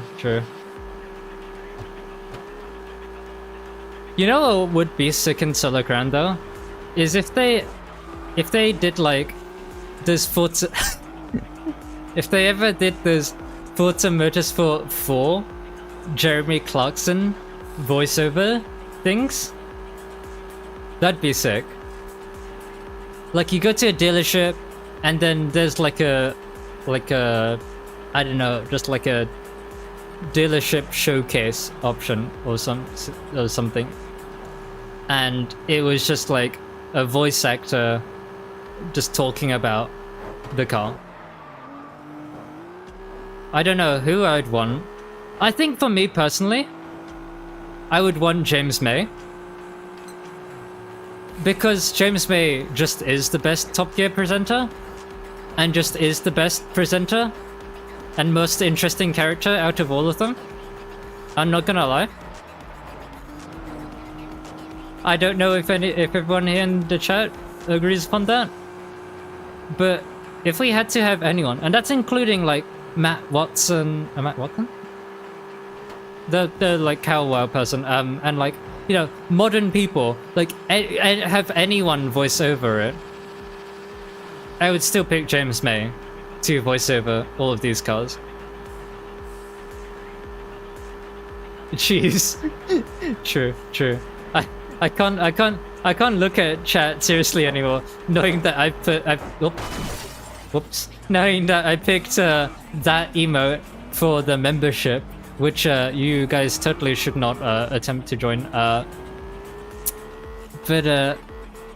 I just look over at my other monitor, I see Zul saying cheese in like James May's voice with that stretched face, just like, god damn it. Whoop. You hit a tree, lol. I hit a car, XD. We are not the same. Played a new one on Game Pass. The game crashed like 10 times. You got bored with it real quick. Thankfully you didn't spend $70 on this crap game. Really? I didn't know. Okay, I knew the game was like bad, but I didn't know it actually had game crashes bad. Like that bad? Like damn. Cannot join yet, no money. Leon, love perks federal butter invented in 1903, said James May. Indeed. What the fuck are you doing? What? What is wrong with the traffic today? Is it because of Americans in the server? Is that why? In fairness, I might switch car in a sec. Let's see. Oh god. I forget that the zoom function doesn't work. Where's my newest house? I could buy that house, but no. Let's see, should I maybe buy another car? I feel like I should. It's been so long since I bought a car. Yeah, you know what? Fuck it, I'll buy another car. I don't know what I'd want to buy though, because there's just so many cars in Platinum. I wouldn't want to get a Pontiac or a Cadillac, even though, like, you know, Pontiac Firebird, cool. Pagani, maybe? Japan import. No, I'm just gonna go have a look through some of the dealerships before I join back up. Is there a Lexus here? I'm sure there's plenty of Lexuses. Alright, so we've got a few mid Skylines, and then the GTR, a new NSX. Ooh, a Type S, an S0, okay, yeah, nice. The facelift, oh, hello. Okay, interesting. Nope. Okay, forget that Escape is not back. It is backwards. Buy a BMW. If I was going to buy a BMW, I'd get an E30 or an M1, which I'm sure are in the game, but like I'm not gonna buy a BMW. What's on the McLaren Rolls Royce? I've never really looked around. Like I've looked around the game. I've looked around Platinum a bit, but not like to a large extent. 650S. No way is that a Solar Crown reference. No way is that a Solar Crown reference. F1 would be nice, actually. I can actually afford it once. A Wraith? Oh my god, oh, why has it got like donk wheels? Forza Horizon 4 match! Rolls Royce Dawn. Okay, Jesus, it's so huge. Anything? Going to Noble M600? Yeah. Buy a Saturn? Oh wait, I said I was gonna have a look at Lexus for Yuki. My bad. I think yeah, this is Lexus Toyota, right? TDU1 had 7 also Lexus's Lex-I stock. I know you have an IS200. I don't think we'll have an IS200, but you know, IS300 close enough, right? Actually pretty cheap as well. An LS, the GS. I don't think we've got a new ISF, otherwise I would 100% get it. The Lafar, ST205. Oh, the Mur. You know, I would maybe get it MR2 if it was the first gen, because I do really like the first gen. Okay, let's have a look at what's on the German import then. I might buy the IS300 just to drive it around a bit. Oh, I see. Get this mid shit out of my way. Where is it? Where is it? I saw it. Well, I mean, that might actually be pretty cool. You know. Kinda tempting. Ugh. This dealership had like 2 cool cars, and then the rest of them were actually awful. I saw Kia. I don't remember Kia being British. What? Yo, Kia, my favorite British manufacturer. Yo. Oh. Trevor. Oh. Yo, my favorite British car, the Kia Stinger. Yeah, the boy. It's tempting to get a Trevor, I'm not gonna lie. Especially this one. I would die instantaneously if I bought this Cerberus. Have I played Night Runners yet? I actually haven't, but like, you know, it looks good. If I recall correctly, you have to sign up to their Patreon, right? But like, you know, I'm poor, plus, you know, the game looks good. I don't think I really need to play it to form an opinion on it. JDM was a bit but I think that was because I played it on a wheel, and I don't think that JDM is a wheel game. I'm sorry, but like, you know, it is definitely a controller game. Ferrari. Okay, the logo is not flickered, so it might just be... Okay, you know what? Let me just turn... Can I just do that? Yeah, I can. Okay, cool. It's 308, very cool. Daytona, nice. Testarossa. Oh yeah, that reminds me. On Wednesday on Twitter, our community account just asked, what is your favorite Grand Touring car?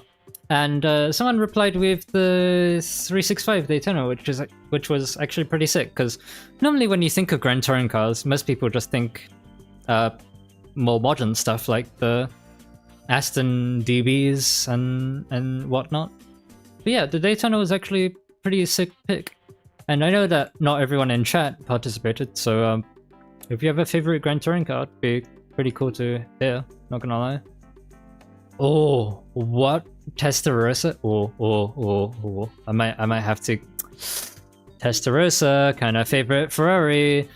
Kinda tempting. Especially considering it's in stock. And it's kinda cheap. Why is the Testarossa that much? I think I might have to get the Testarossa. Can I test drive it? There you go. No way, I'm doing to get the name of the game. Come on, flat 12 boy.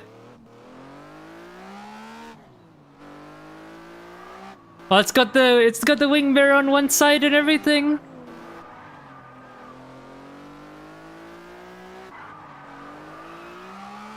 I pressed my button to try and indicate, and then I forgot this was in TDU2.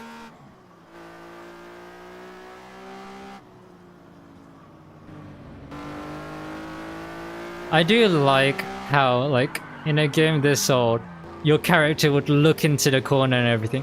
That's something I really wish more modern games would do. Like, have your character actually look into the corner.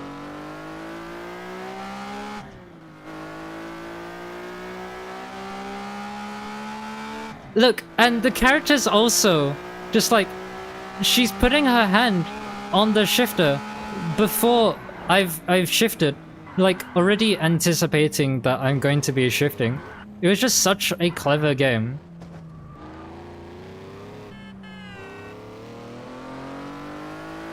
Yeah, these are just things that I've missed from Test Drive Unlimited that we don't really have in modern games.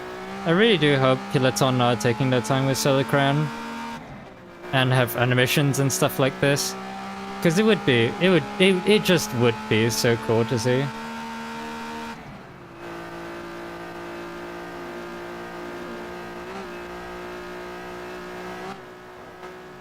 Oop. I don't recommend doing that on your test drive of a Testarossa, though. Can we shift down, please? There we go. Oh. A free beta is coming soon? Okay, maybe I will try it. I should stream the update of Test Drive Unlimited 1 and then stream the cars. Or I should update TD1 and stream the cars lol. Is there supposed to be new cars in TD1 that I don't have? I didn't think there was a major update in TD1. Also, we'll come back to the Testarossa. The Testarossa is very tempting right now, but we'll come back to it. We'll come back to it. We've got a mill. What does one do with a mill? What German classics will be for sale? Oh, so did you say Gran Turismo for your Gran Tourer? Like Maserati Gran Turismo? Ooh, we have Big Boy. I didn't know. Ooh, a normal 190. That's a sight you don't see much in games. A normal 190E. Nice. 2002, nice. E30, nice. E28, nice. M1, nice. Okay. M1 segs. What does Porsche have? Does Porsche have a Porsche Carrera GT for me to summon my moderator out of like the abyss? I love how they're all the same color. This is so push. Oh, yep. Of course they do. Of course they do. Of course they do.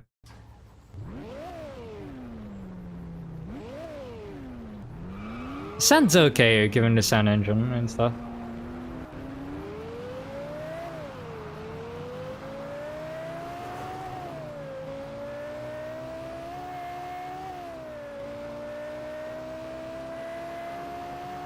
Immediately sold Lamau. It wasn't Porsche Classic. It wasn't Porsche Classic.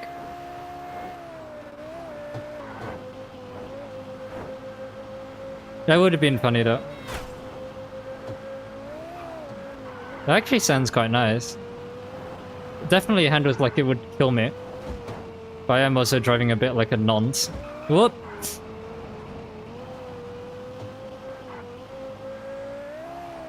I don't know, I think I might be going for Carrera GT.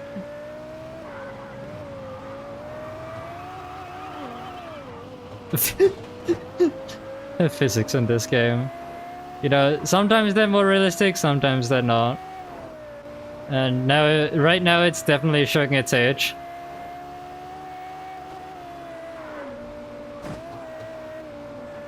Whoop. It sounds alright though. I think it's possible. Someone go wake clip it up from my Discord server and ask him what he thinks of it. Well,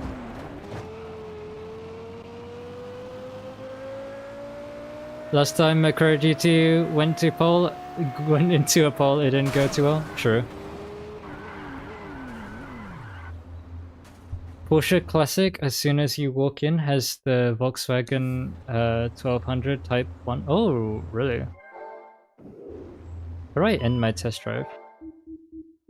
Quit, I assume. Here we go. We'll do a bit of shopping, but a Testarossa or rather, and a Carrera G...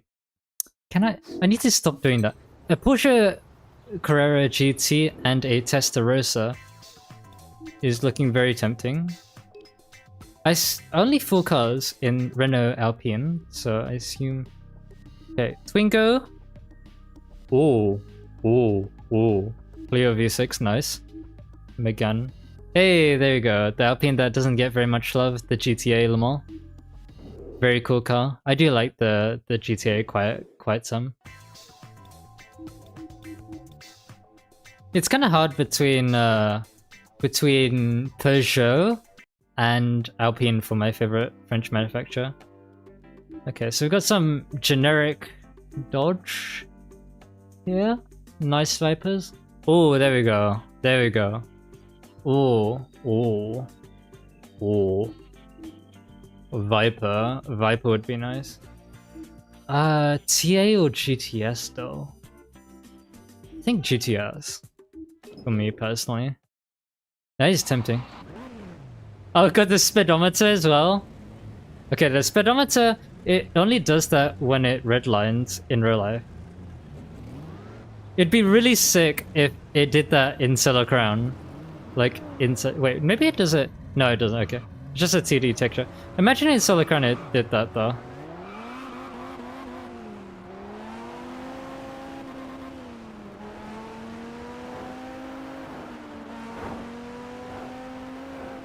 I don't know what I was expecting. I thought it'd be a bit louder, I'm not gonna lie. It sounds okay. Sounds alright.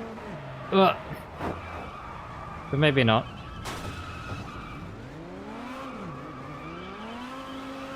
Yeah, this speeder is one of the best speeders. Oh, I love the speedometer in the Viper so much. The way it just lights up red as you approach red line. It's not like when you hit red line. It's like as you approach it. It's like actually exciting. Will there be anything interesting in a Italian classic? Okay, I guess that is interesting. Meh. Meh. Oh. Expensive. Actually, not that expensive. Okay, I wasn't expecting to see Big Boy here. I didn't know Big Boy was actually in Platinum. That's cool. What is in a US dependent? We've got Hennessy, Shelby. Oh. Okay. Oh, okay. That's a Shelby you don't see often. Celine. Oh, and the Hennessy Venom. Right. Did you mean the Porsche Classic? Like this Porsche Classic? Oh, yeah. Oh, come on. Yup. Whoop. I totally didn't press the wrong button there. There you go. That is tempting. It is on sale as well. Or like, you know, for sale right now. I mean, I kind of have to, right? Kind of have to. Fuck! I don't have enough money for a 959, my baby. I don't have enough money for my favorite Porsche. What is that sound? Hello, Turbo.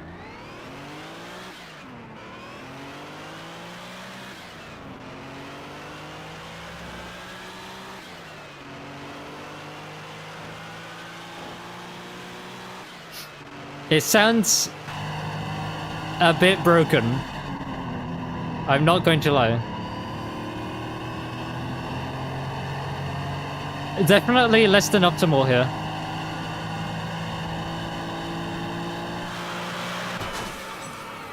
Whoop. Had it on GT7 as well. Got in love with it. In the updated Platinum version, the 959 SC got added. Oh really? That's something you don't see very often. I mean, the SC is the faster one, but I always prefer the look of the original 959. But yeah, that's fair. The 959 Sport would be nice. And that's also another car you don't really see often in games. Like, maybe, if you're lucky, you might see a 959, but you never see the 959 Sport. But yeah, the Beetle is quite tempting just because it's cheap. I think I don't know if I'll buy the Beetle just yet. So we've got like 3 cars we can buy. The Crow GT, the Beetle, and the Testarossa. 750 horsepower Bliss, fair. What has America got for us? Shitbox, shitbox, shitbox, shitbox, shitbox, shitbox, shitbox, shitbox, shitbox. Okay, cool. We're done. Let's see, what else have we got? Oh, Lamborghini. Interesting. Oh, I see Seat. Oh.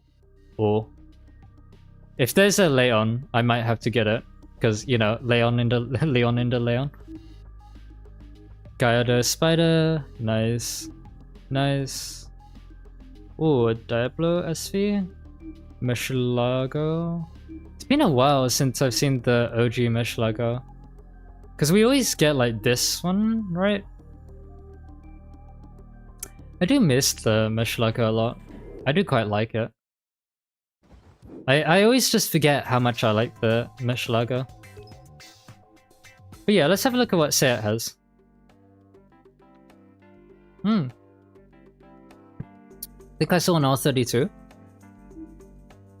Hey, nice. Hey, Bora. Nice. Corrado. No, it's just a normal Seat Ibiza. Then we've got Fat Ass, and then we've got the Synchro. Okay. Shame. Shame. Oh, Japan import. Japan import. Yeah, the moving side vents are cool. Oh, an Eclipse, nice. Eclipse, nice.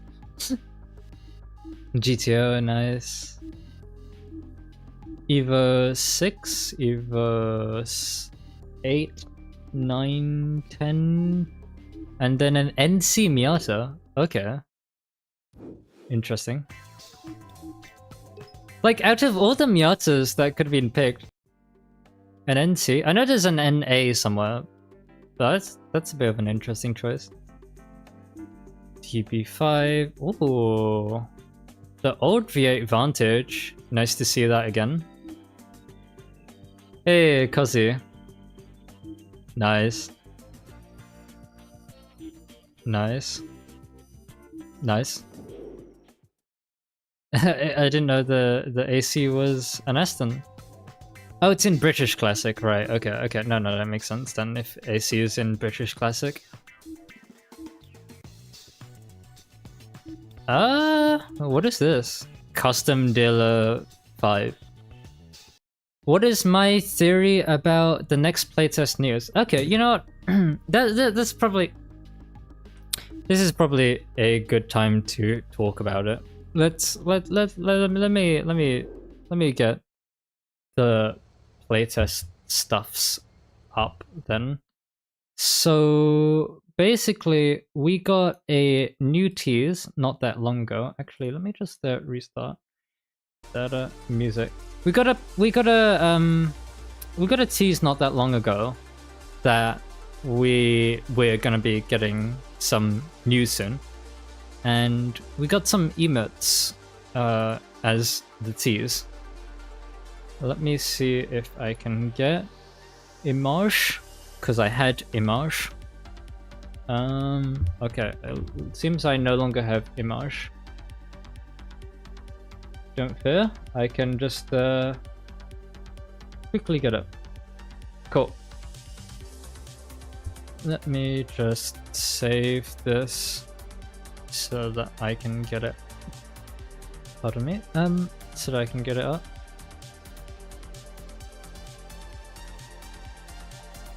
Okay. Here we go. Let me switch back to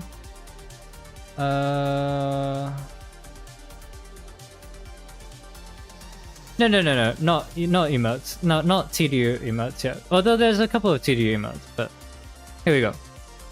So, this is our hint for news.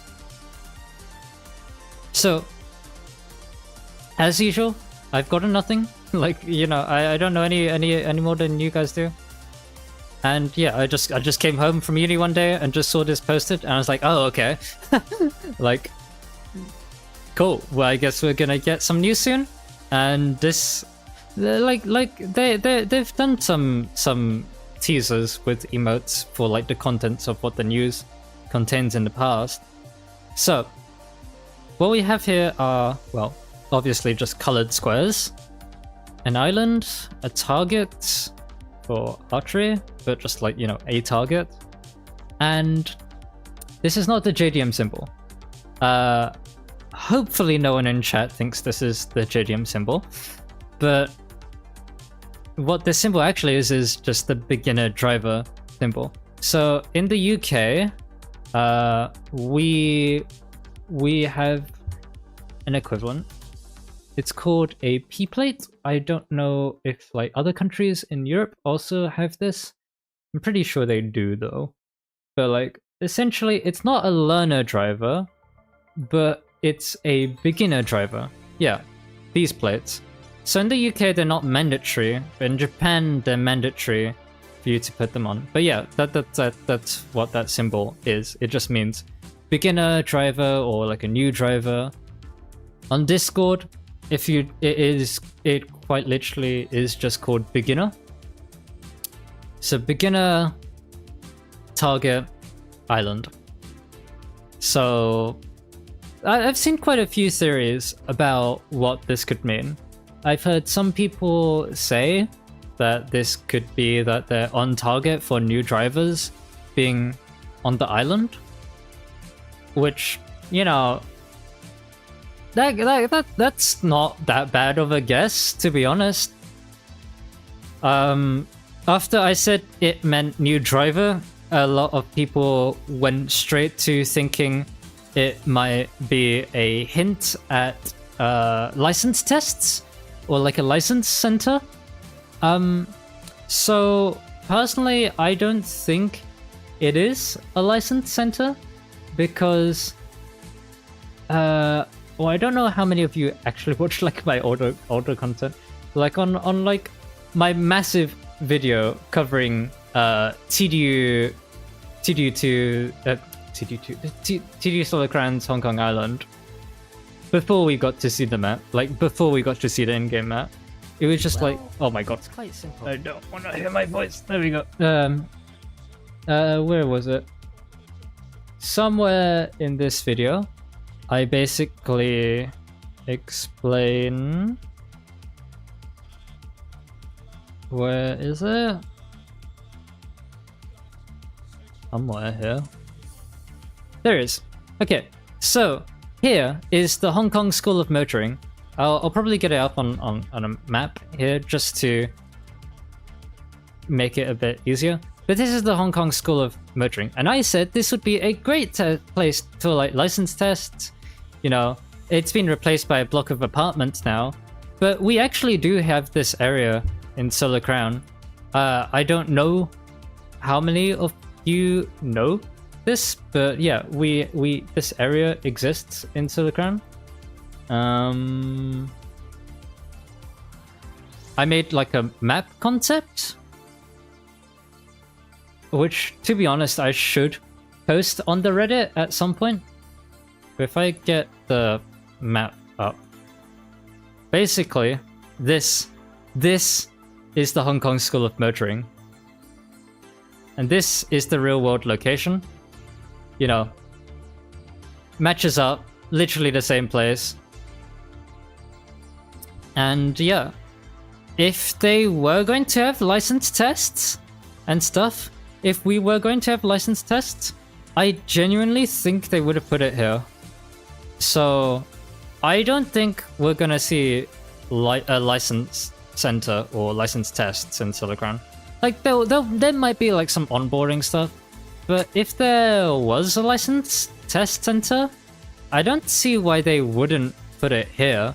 Like they've gone through the effort of literally modeling in like a kind of racetrack looking thing where this, like, you know, this thing is, which, like, you know, by the way, this is definitely not a racetrack. This is just like a little test road on private land to get new drivers accustomed to driving and stuff.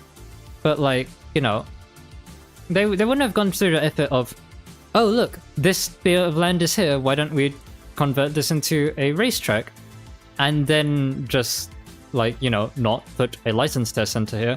I mean, we can see like a time trial, simple. I mean, we know that there's time trials now, right? So it would probably be there. So yeah, NDA, I'm banned. This map concept came from TDU Connect. I stitched together all the map pieces, and this is pretty much the in-game map. At least as far as we know. They didn't show off these lower bits, so I'm looking forward to completing it at some point. So, you know, hopefully this new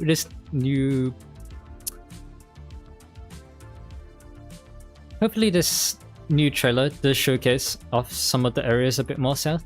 Because I think the most south that we've seen in any of the stuff is probably Shek O in the cruiser trailer. You won't be able to hear this, which is fine. Ow. Good thing you didn't hear that, because that just deafened me. Yeah, this is in Shek O here. So this road here, right? You wondering where this is? It's oh, where is it? I had it. Yeah, it's this road. It leads into like a village here. You really can't see it because it's a really zoomed out map that I had to work with. Where is Google Maps? So let's have a look. Shek O. Here we are. See that roundabout? That roundabout there? Uh-huh. Let's just go there. That's the roundabout we were just at. And then this is the road they went down. Granted, this is a lot more narrow than what we got shown, but like, what we got shown was pretty narrow by, like, you know, modern racing game standards. Like, this is really not that bad at all. Like, you might be looking at this and go, oh, this looks really wide. Look, this Alpha 8C barely fits on it. So they did they did a pretty good job of keeping, like, the location. And then it's like somewhere up here on the right. It's a bit fictional. I think it's like up here-ish they go in that trailer. And they just basically end here. Yeah, because they go through here, and there's not as many houses on the right, just for the purposes of having this nice vista point.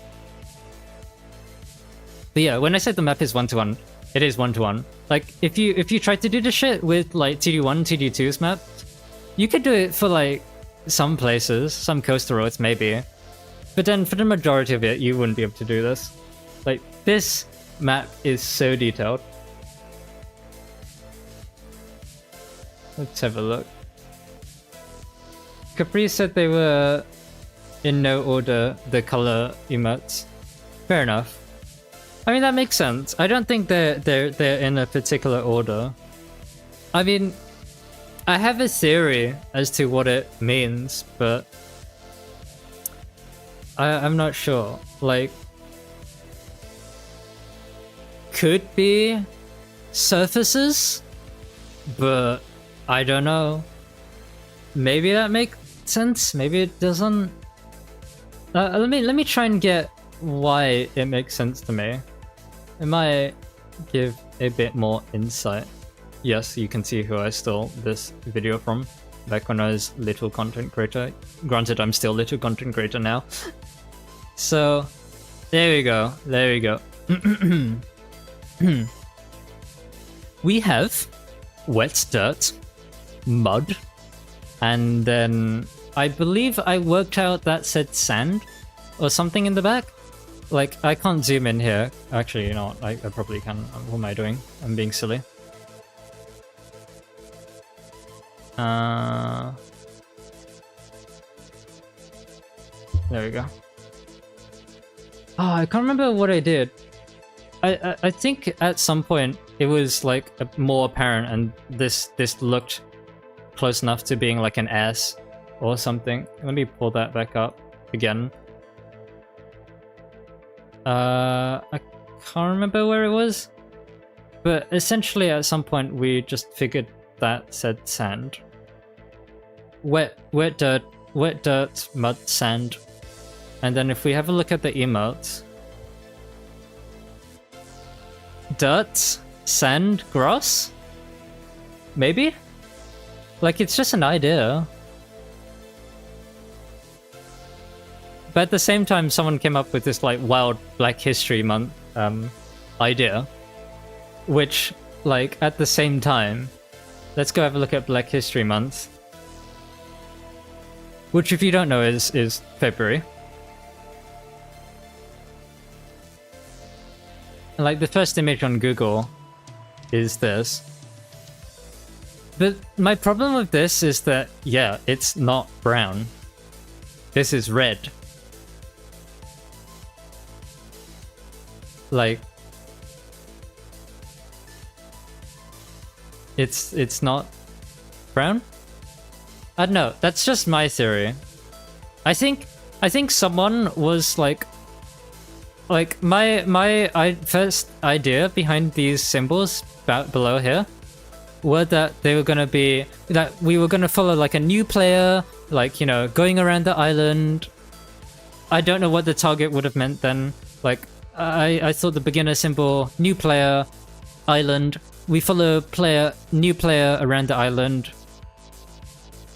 But then I didn't really have anything to do with the target, so maybe someone is right with saying that we're on target to have new players on the island. I have no idea, like, genuinely no idea. But I don't know, I think surfaces could be surfaces. Well, history, you don't have history? Mood. Neither do I have. Hey Mentrix, welcome. And for the playtest, it could be a closed beta for PC and... Wait, hang on, let me just scroll up. What did you just say? I didn't check chat.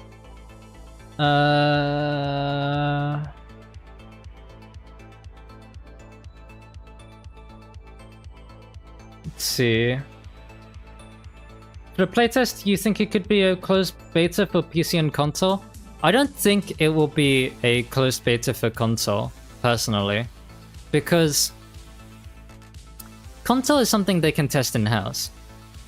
Whereas, like, PC, everyone's, like, varying hardware and everything, and everyone's hardware being different to each other.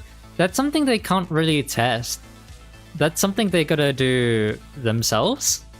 So it just makes a lot more sense for me personally if they just stuck to PC. They can test console themselves. I mean, they only have 2 consoles to test, but yeah. Let me just...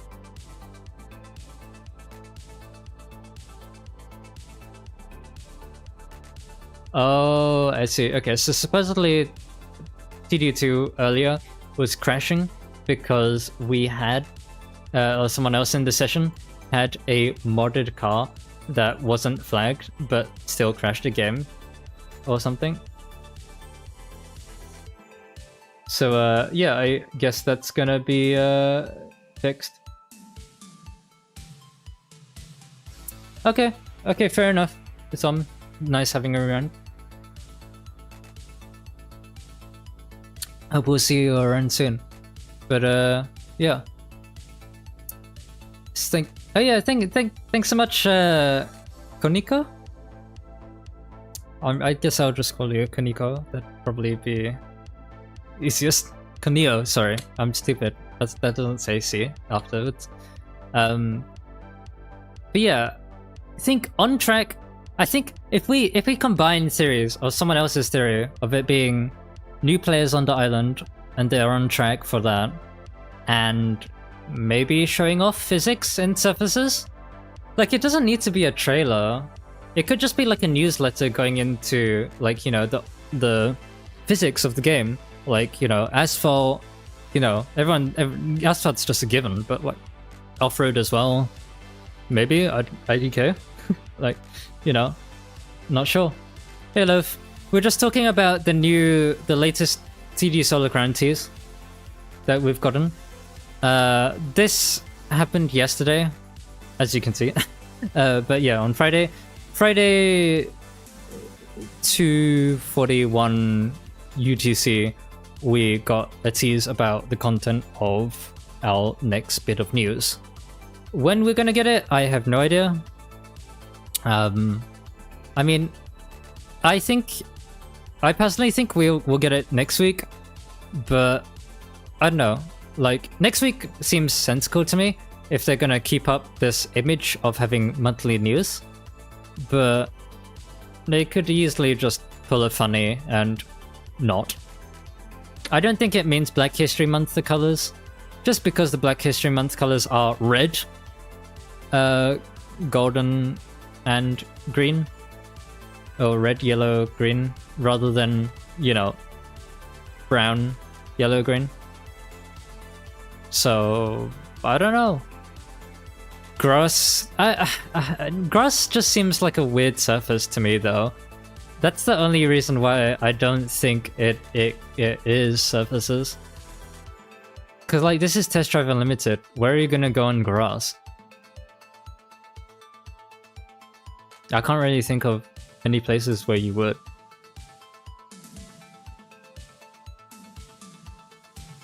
Soon, it could be on Wednesday. Yeah.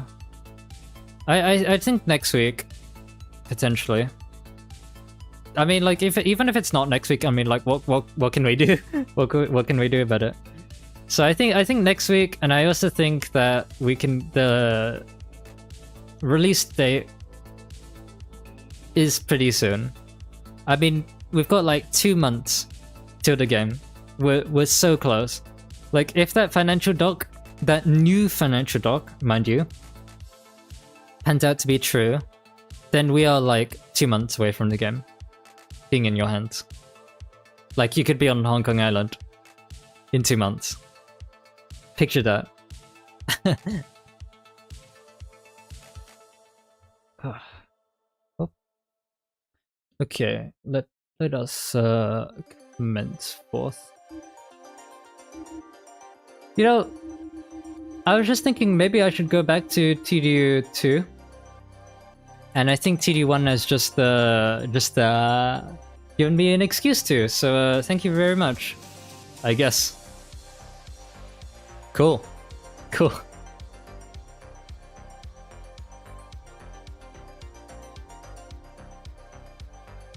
Let's go back. I'm gonna go back to Test Drive Unlimited 2, and we'll see how that goes.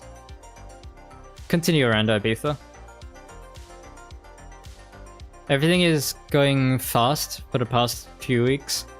We got more teas, more activity on SteamDB, and if we get news, the game release soon. Yeah. I mean, you know, we're pretty close. We're pretty close to release. We're almost there. Oh yeah, it reminds me. Just the post I saw on Twitter. Oh, it was by Nick actually. I reposted it. Oh, sorry. It's probably a bit loud. Just while TDU2 sorts itself out in the background. Car and the number 5. This was quite funny to see. Did not go out through the pit lane. The Alpha started to and then decided not to. I wonder if they were thrown out by the double yellows on the pit exit. And like, they have cut back across. I think this is the new track that Forza Motorsport added, had to cut right? through the grass. The Alpha found almost a bit of I'm not sure if you hard remember, standing. but But if you that's remember, extra- but that's the the, pit entry on Forza Well, that's is exactly right. That's the blocked console off game exit because, by some tires. Is it at Forza? yeah, Forza that still has the tyre barrier there? And they just called Forza out like that. I can't remember what track this is, what Daytona I think. But yeah, the funny Forza tires just being there and some of the drivers thinking they actually exist over there and that they have to cut through. I don't think that's why they did that, but still that's quite funny, not gonna lie. Yeah, it's Daytona. Is Daytona. Cool. Alright, who's ready for some TDU2 intro era? Yeah. That's your theory. Sorry for your confusing sentences. Oh, no worries, no worries. I mean, everything has been going pretty fast, to be fair. Like, compared to 2021... Oh my god, it's so loud, that's so loud, that's so loud, okay. Compared to like 2021, 2022, just basically like anything that wasn't last year, the news has been going so much quicker. And like people have been complaining about the monthly in lius not being monthly. And that's like, you know, valid. There's no way. There's no way. We got like what was that? 5 seconds? 5 seconds maximum? Sick. That's so cool. All right, let me try again.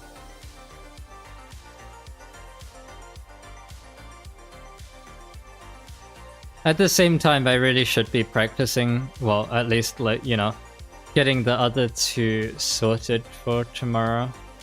Oh, that reminds me, I guess I haven't really shown you guys.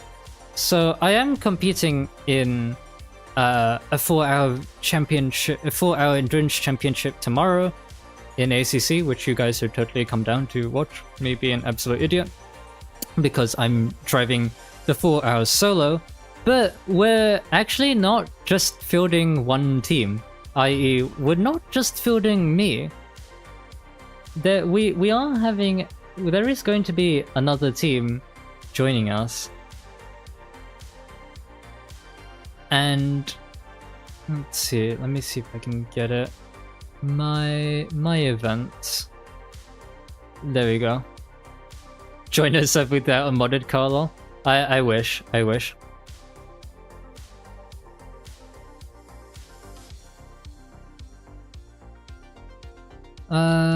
Oh wait, no, not manage entry. I just wanted to have a look at the teams. There we go. Let me just switch back over once that loads. Cool. So yeah, this is what I'm participating in, the virtual 4 hours from the same community, track.eu. They've been really awesome and quite accommodating for someone who doesn't really sim race, like myself. But I'm bringing two of my friends along, and they're going to be representing our community brand, Rosu, and where are they? You probably know who they are. They're the two moderators on the Discord server for the time being. But yeah, we're going to be racing as two teams, so it's actually going to be pretty sick having not just one car racing for 4 hours, but two. So yeah, you'll get to see both a duo and a solo venture for 4 hours. I still need to finish our liveries. I mean, I showed off my livery at the start, but I need to work on theirs. Hopefully it does get showcased during the broadcast, but yeah, should be a lot of fun. Up launch. Let's see. Come on, game. Play nice.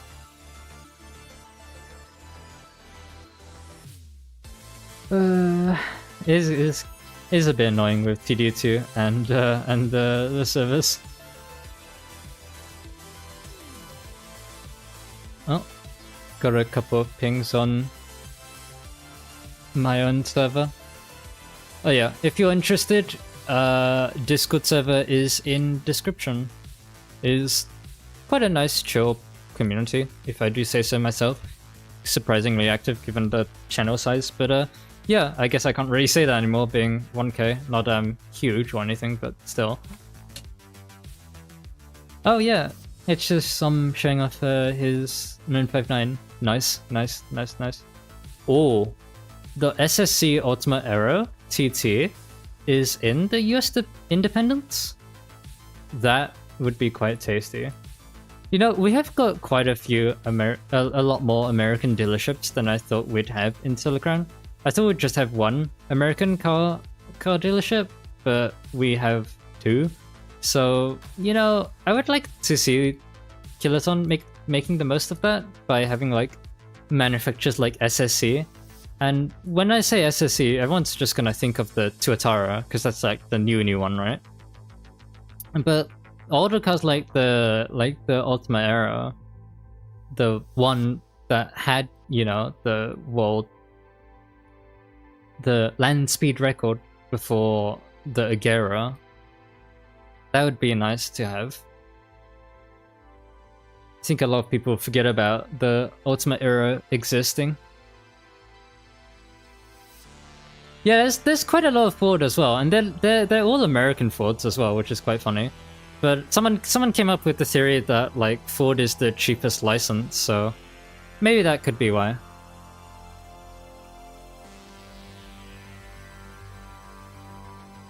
Because like we've got a new Mustang there, but then we've got like the shitbox old Mustang as well. It's kind of funny how people say that, like, you know, JDM cars. I don't like calling them JDM myself, but like people say JDM cars and shit don't fit TDUSC, and then you get shitbox cars like the Fiat 500 and then the first gen Mustang, and apparently that's fine. Like I can't help but think back to those, like, have you ever seen those like minty Gen 2 Dodge Dash videos? Has anyone seen those before? That's like that's like peak American engineering when I think of most American cars, and then people go, oh, but they're luxurious, they're exotic. No, they're not. Where is it? Minty Dodge Dash. Oh, what happens if I just type it into YouTube? There we go.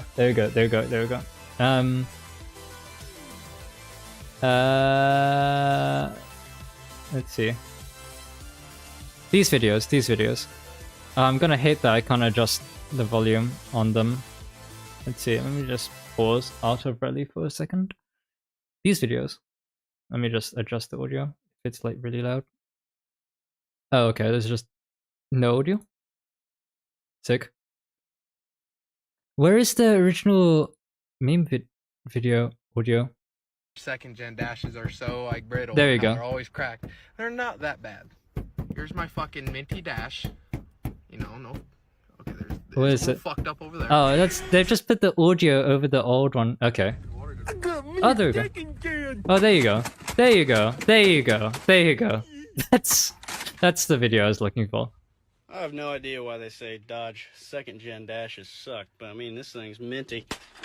Yeah, guys, your luxurious American cars, right? Right? Exotic American cars. Yeah.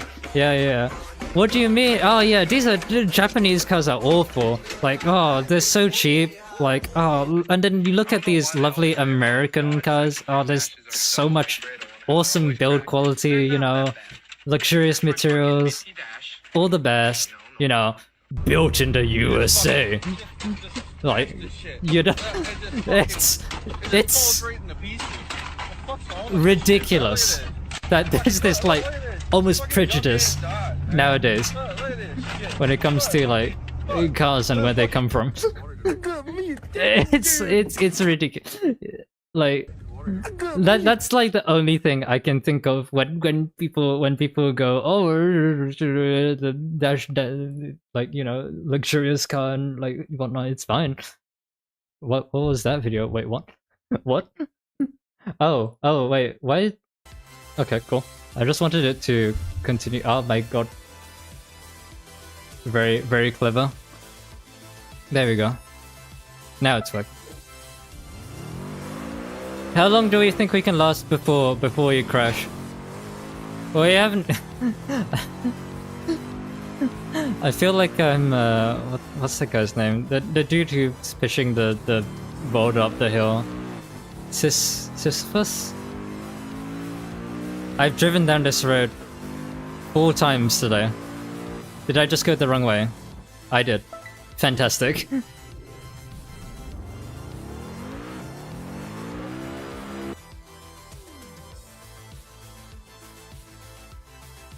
That's so cool.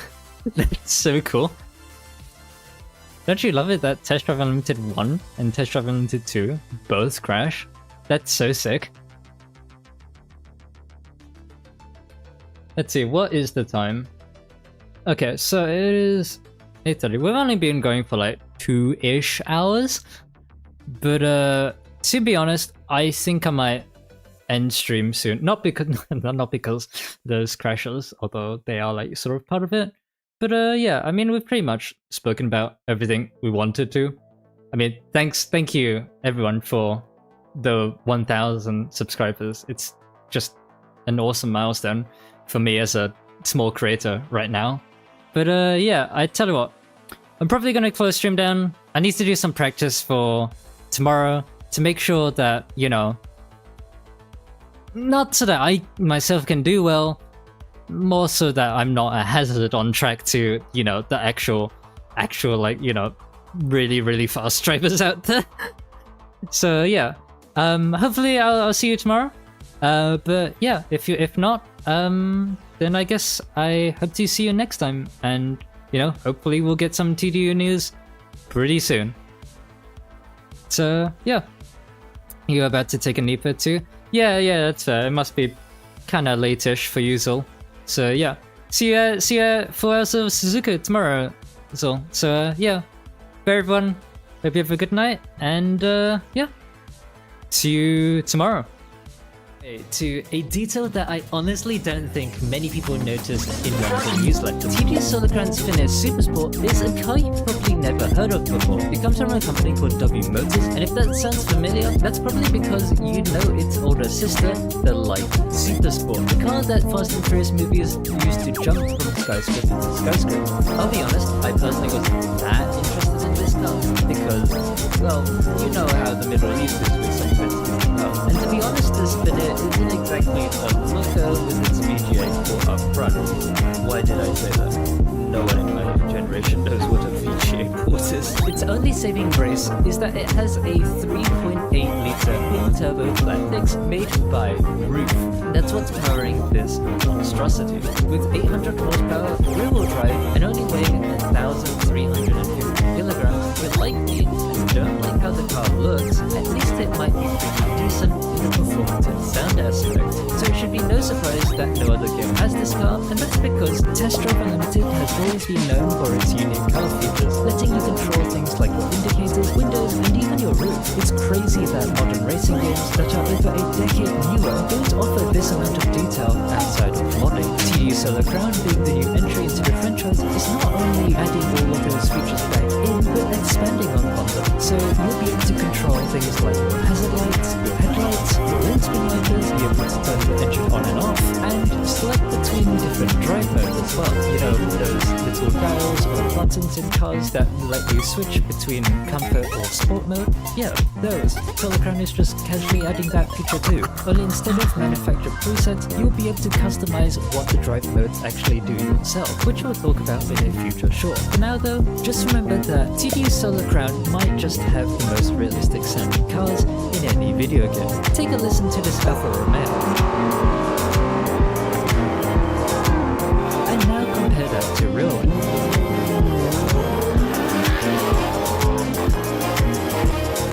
It's pretty pretty good as far as video game standards go. But if you're not convinced already, here's Forza Horizon 5, which won a Game Award for Best Audio Design.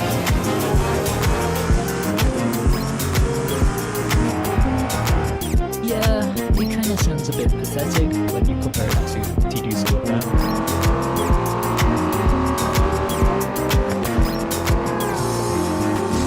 As more gets revealed about the game, we'll be able to do more sound comparisons like this because there are so many